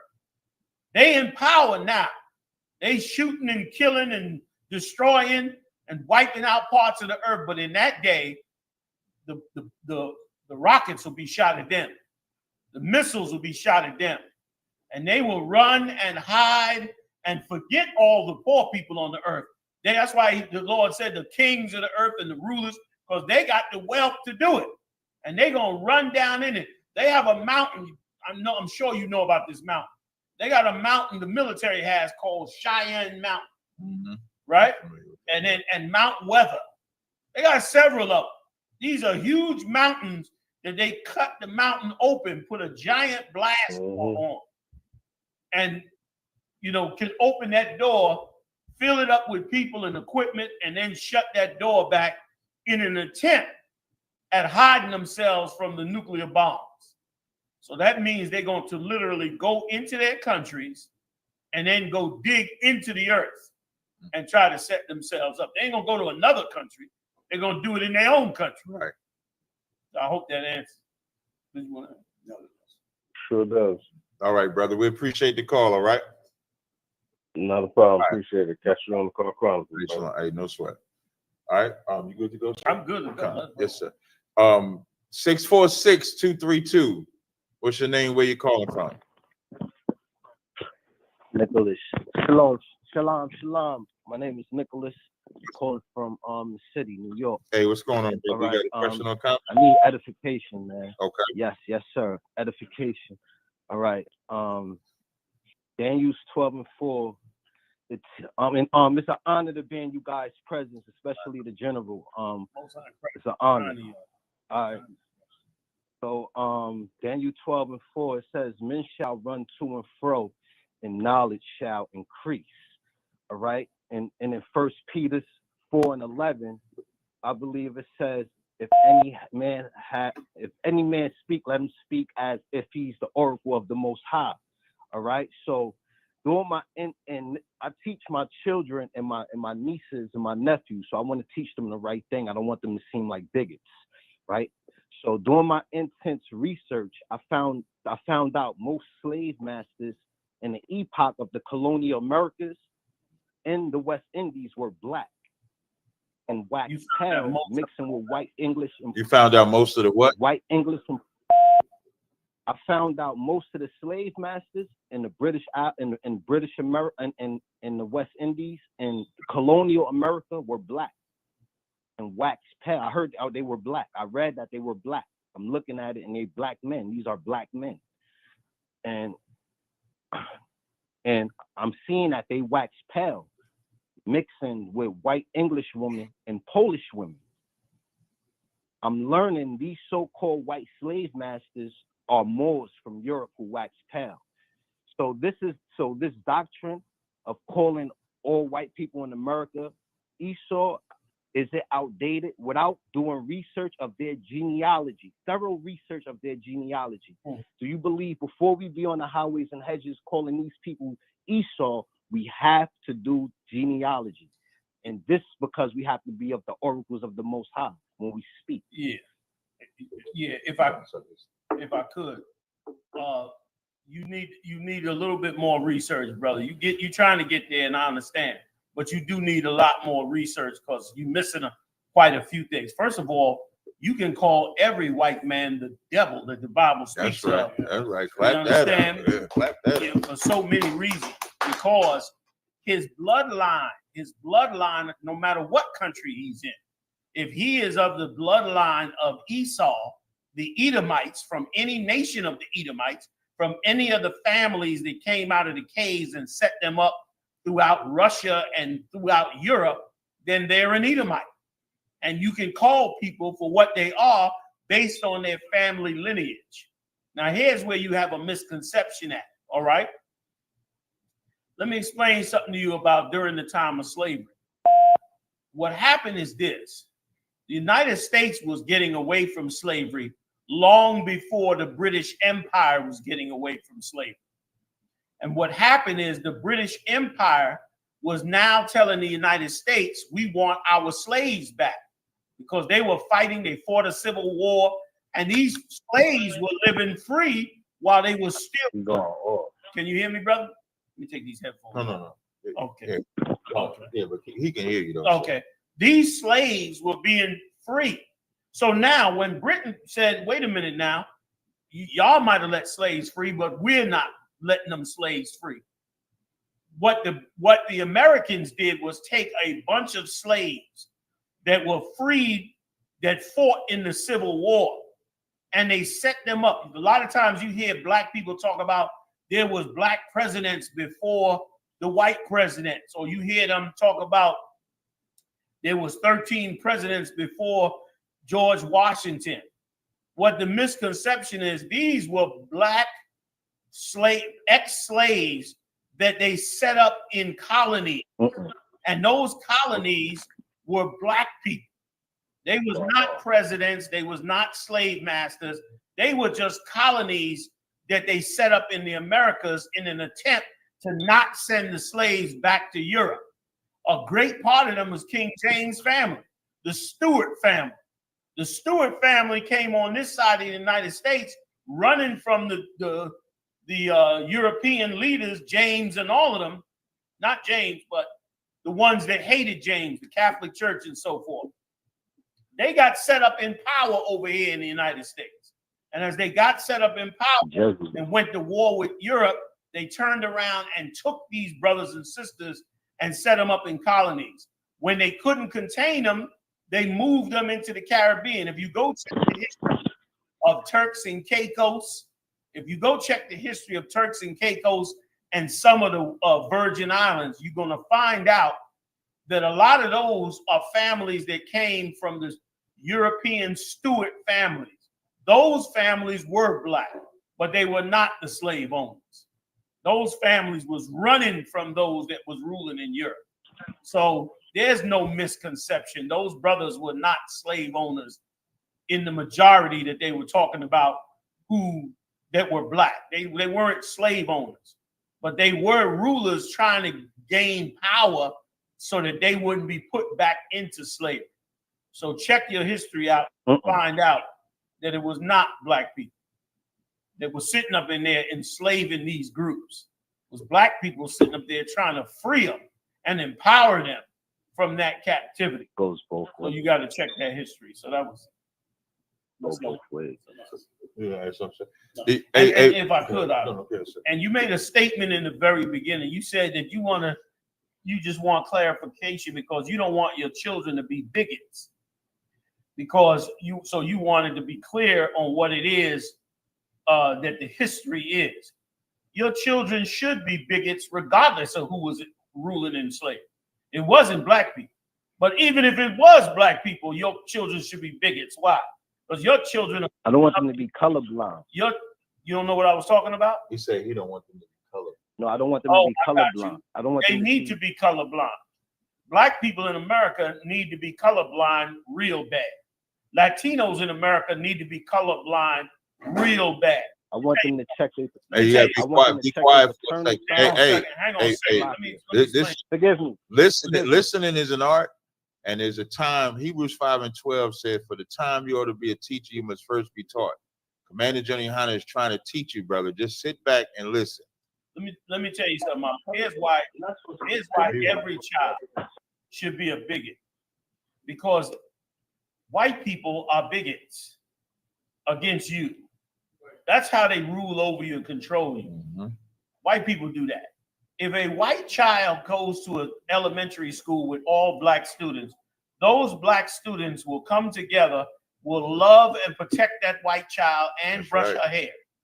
If a black child goes to a white school with all white students, those white students will call that child nigger, treat him like an outcast, and banish them from everything in that school. They'll have to work 10 times harder, like Muhammad brought out earlier, just to make it in that school.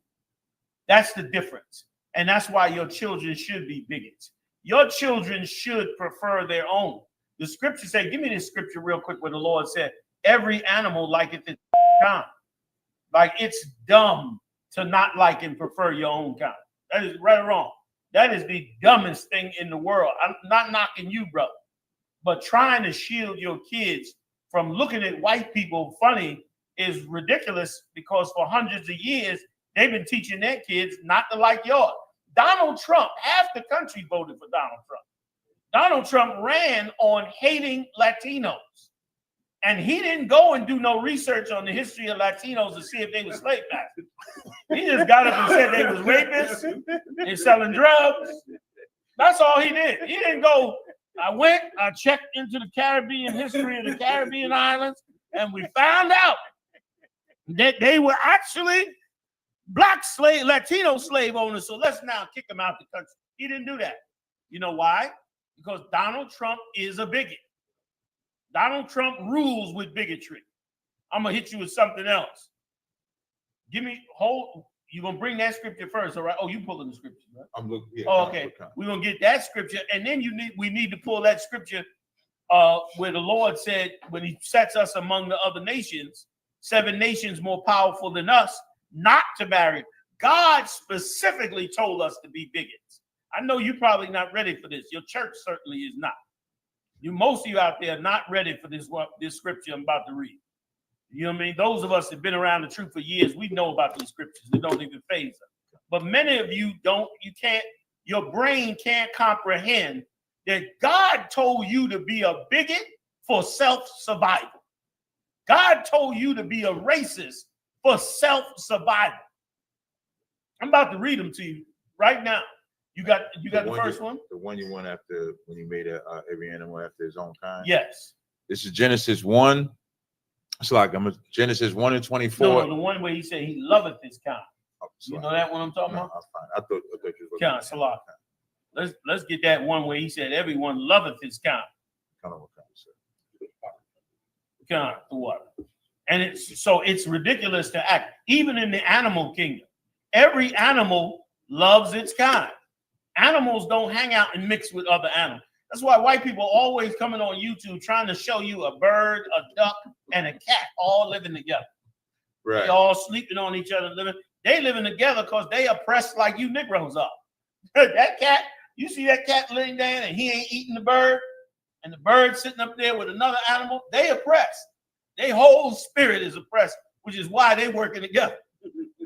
Now let that cat get out there with his cat homies. His homies gonna tell him, man, yeah, you got bird, nigga. And he gonna go kill the bird. Or the bird crew gonna get together and say, no, man, we ain't going down there with them cats. Them cats will kill us. Every animal loves its own kind. He prefers his kind. I'll read the other one first while Muhammad pull the other one, if you don't mind. Yeah, because I don't see that one. What's the other one you're looking for? Going in the pocket. The one where the Lord, you know, the one in Deuteronomy where the Lord said not to marry them. Oh, Deuteronomy 7. Like the Lord wanted you to be a bigot. This is a hard pill to swallow. I don't expect everybody to be able to swallow this pill. This pill right here is too tough to swallow. Black people can't imagine that God would make you think this way. And if I could, just to take to the brother, it's not thinking this way why we are destroyed. And let me tell you something. By not thinking that way, your children are going to be a victim. Yes, sir. Because white kids grow up believing they're superior to black kids. Your kid is going to grow up not wanting to be superior than those white kids, and those white kids are going to victimize your kid because those white kids are going to think for themselves over your child. Concept. Go ahead. Yes, sir. Deuteronomy 7:3. Neither shalt thou make marriages with. Yes, sir. Verse 2. And when the Most High God shall deliver them before thee, thou shalt smite them and utterly destroy them. Thou shalt make no covenant with them. You see what the Lord said? When he delivers these nations before us, he said to kill them and utterly destroy them. You know why he said to do that? Why would God be so? It's like I didn't mean to talk. I was just saying I found the one. Oh, okay. Like, let me tell you something. Why would God be so cruel to say that? Why would God say to slay these people and utterly destroy them? Why would he do that? Because God knows something about these people that you don't know, that we have never learned in this place in 400 years. God knows that left alone, these people will slay you. And that's why he said it, and he's going to explain it. Go ahead, Art. Yes, sir. Thou shalt make no covenant with them. No covenant, no deals, no agreements to work with them. The Lord doesn't want you making any agreements to work with them. None. And why? Because he knows they're going to break that agreement. That's right. He knows they're going to break that agreement and manipulate you and destroy you. And so he's giving you the tools to not be manipulated. You want to understand how to live in America with these nations around you that hate you, that are racist against you? You better learn what the Lord learned, what the Lord taught us, not what you think in your own mind. Every Latino in America is supposed to now say, I am not being right and fair and good with white people anymore. White people should feel the pinch. They should be going into the hood, opening up the food carts they open up. That should be done in the hood. They should stop cooking food in these top posh restaurants. They should leave those restaurants and go get black people and say, open a restaurant, black man, in the hood. I'm going to come work for you, man. They should team up with black people. And black people would have businesses again and be hiring Mexicans. And when ICE come, black people will lock the door. White people going to turn you over to them. But black people going to work with you with it. So that's what you should be doing. You should prefer your own. You should be bigoted against the people who are bigoted against you. Go ahead. Yes, sir. Nor show mercy unto them. Nor show mercy on them. You know why? Because they're not going to show mercy to you.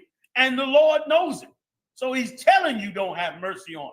Not only not to be bigoted, but to have no mercy on them. Because why? They'll snatch your baby out your arm and drag you off. You'll go fight a war for them, and you'll come home and your mama will be in a cage, be getting ready to be shipped to Afghanistan, to the same place you went and fought and killed. Same place that you went and got in a tank and drove across the desert floor and blew up Afghanistanians. You're going to come back to America and find out that your mama's on a plane right back to Afghanistan into the hands of the very people you fought America for. That's how hypocritical this place is. That's how cruel this place is. That's how much they will not care about you. So the Lord says, show them no mercy. Go ahead. Yes, sir. Verse 3. Neither shalt thou make marriages with them. Neither marry them, God said. God wants you to be bigoted. God wants you to examine your people versus their people. He said, don't make no marriages with them. Don't marry them. Stay out of the foreign coochie. You Negroes done got up into that white coochie and every ball player's broke. Every actor is jammed up. That old simpleton, that cat that married Megan Good, I felt so bad for that brother. He was he was amazing. He was getting ready to be amazing. I mean, he was so good in that movie. What's that movie he did with Irvin? With that, but he did the one. I haven't seen that one yet, but he did the one with Idris. Idris Elba. The Western movie. Yeah. What was the West? I forgot. But that was good. The Harder They Fall. He was real good in that. He should have got an Academy Award. Yeah, he's a good actor. And so should have the sister that do the Boondocks. Who been around, she been around a long time. She should have got an Academy Award. Yeah, they did a good role in that. You understand? Like that was a hell of a movie. You know what I mean? And he went and got with that white girl, and I mean, they slam dunked his entire career. His whole career went in the toilet. And if it wasn't for Megan Good, he might have committed suicide. Go ahead. And the video showed him running away from her. Yes. And her chasing him. You know it was a false case. He should have never been convicted of nothing. He was trying to escape that $2 offer.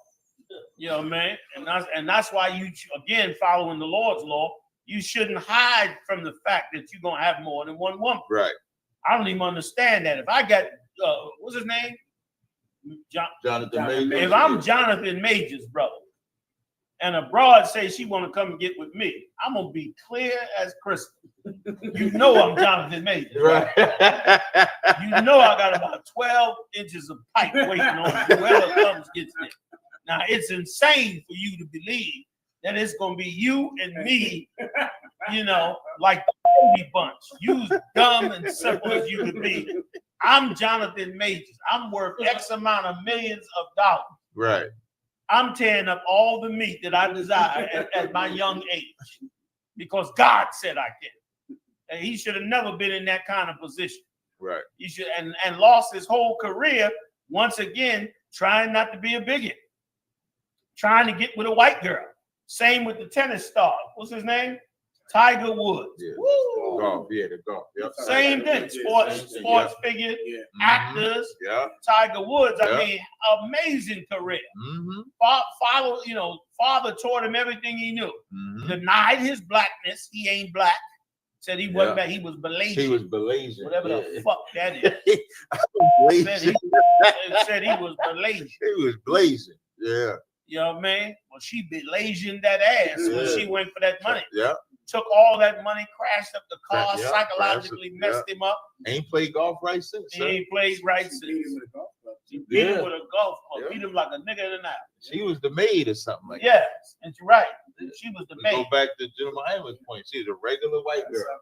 Even the fact that he would go with the maid, say she, an average white woman, just like you said, can be with Tiger Woods. Yeah. But an average black woman can't be with, whoever that whoever white boy is this. Oh, with any white boy.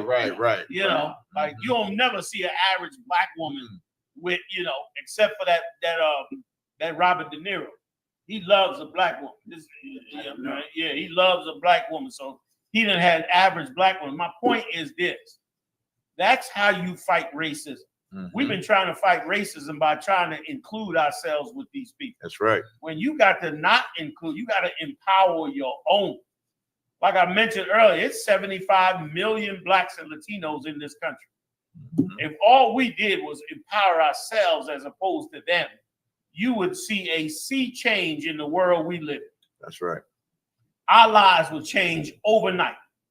And the only reason that they do what they do is because they think our lives should not change.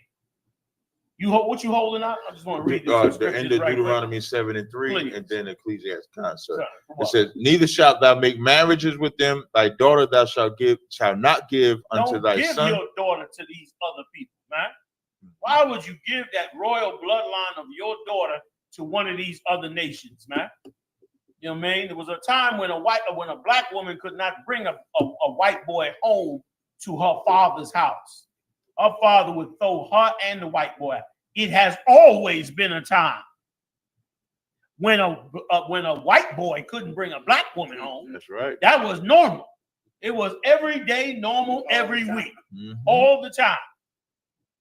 But the reverse, forget about it. Rarely, but it happened that you couldn't do it either. Go ahead. Nor his daughter shalt thou take unto thy son. Go ahead. That's the end of that. I'm sorry. No, the next verse is so important. Yeah. For they will turn away thy son from following me. This is the most important reason that you should be a bigot. Because God said he will turn your son from following me, which is so heavy.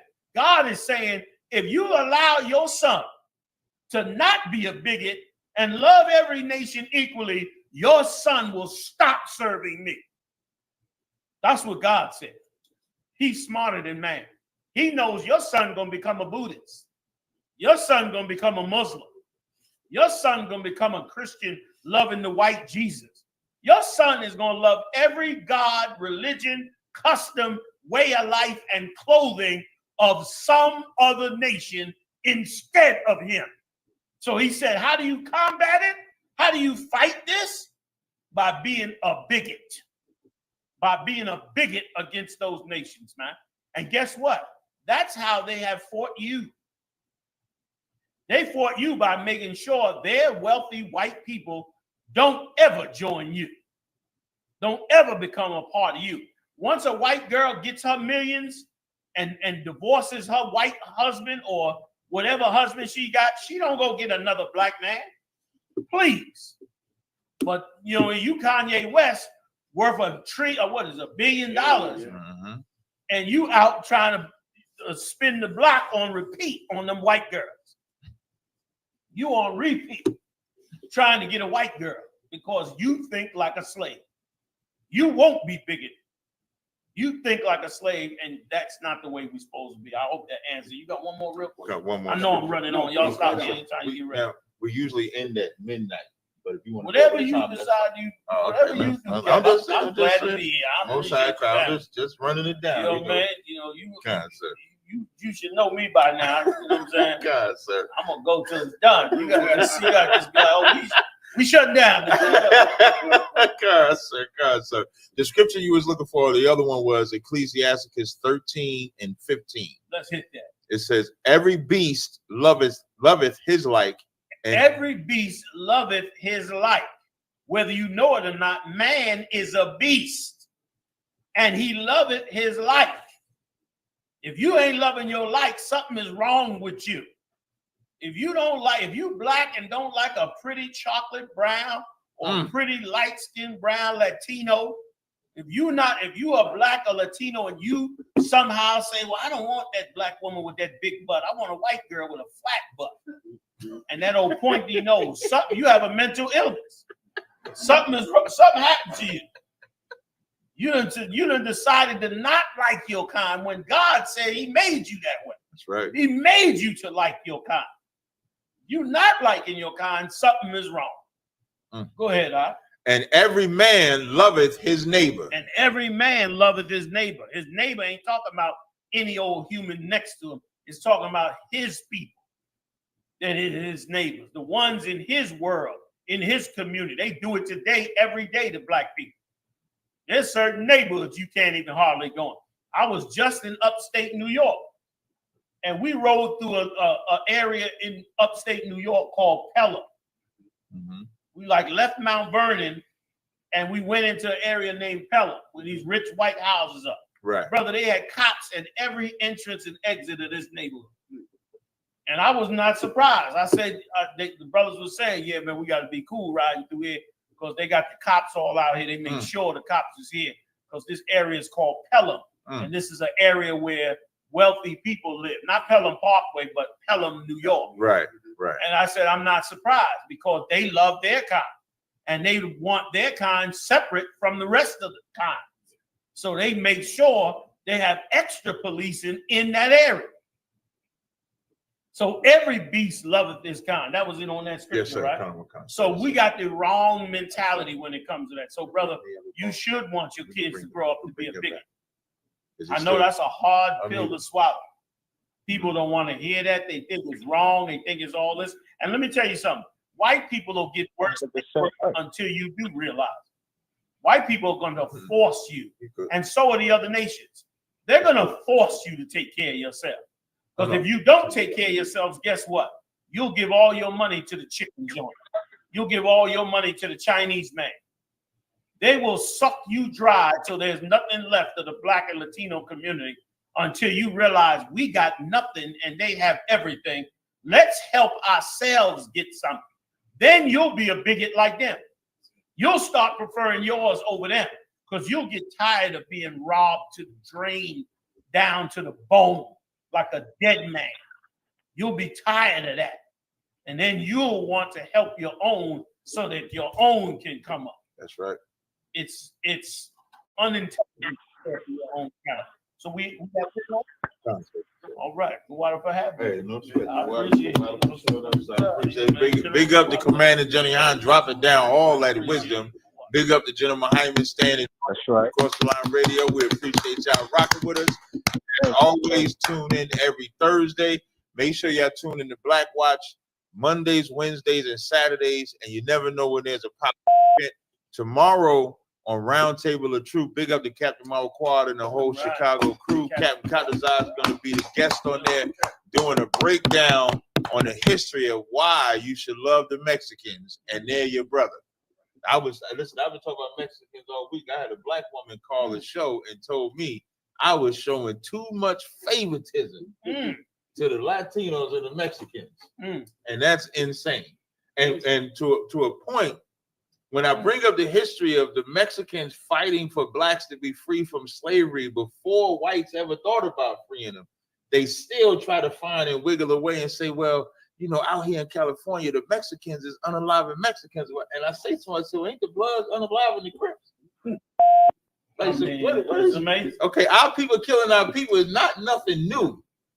So, and I always ask them, I say, if the white man loved them, would you love the Mexicans? Because that's really what it comes down. Like, they become, when you love this oppression, when you love America, whoever their enemy is, that's your enemy. That's right. Whoever they love, that's who you love. That's why everybody will fight us for saying that we got to love the white man, but they hate the Mexicans. Fight if we say we they fight us if we say we hate the white man. Right. But they justify themselves hating the Mexicans because the white man said they hate the Mexicans. That's so heavy. Most high Christ. And that shows you how racist they really are. Like the amount they fight us over hating white people is just ridiculous. Right. But over the Mexicans is not a problem. We get up tomorrow and say we hate the Mexicans, we don't get no beef. At all. But we say we don't like the white man, we get nothing but some damn beef.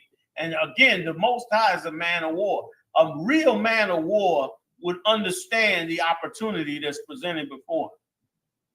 When you at battle, excuse me, and you see that someone who's not necessarily your enemy, you see them fall, that's your opportunity to join them to you against your enemy. Right. Instead, you don't want to join the Mexicans with you against your enemy. Instead, you want to be against the Mexicans more than you want to be against the white man. Right. You voted for the white man in. He said that your people were a bunch of thieves and drug addicts and drug dealers. That's what he said about you. And you so dumb. You let Donald Trump get rid of the Latinos, and guess what? In a minute, Mexico will be another state of the United States. And your dumb ass will be riding with a pickup truck saying, "Free Mexico. Mexico don't belong to America. It belonged to us. Your dumb ass shouldn't have voted for Donald Trump then. Your dumb ass shouldn't have tried to join on to them. You hated the Mexicans, but you got no problem. And that's an amazing witchcraft. The white man has spun a web of absolutely amazing witchcraft on us, where no matter what he does, we don't have no problem with it.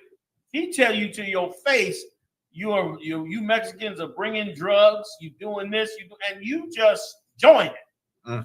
You join in more, and get buried behind. Donald Trump said the African countries were shithole countries. Every African voting for Donald Trump. You think Matubu would be like Matubu? Right. Don't vote for him. No, he knew what to do. He said you in a shithole country and got all your votes. We should wake up. We should wake up fast. No sweat, sir. Wow. So with that, we'll see y'all next week. We clap it up. Make sure y'all tune in every Thursday, 10 p.m. to midnight. We have Cross the Line Radio until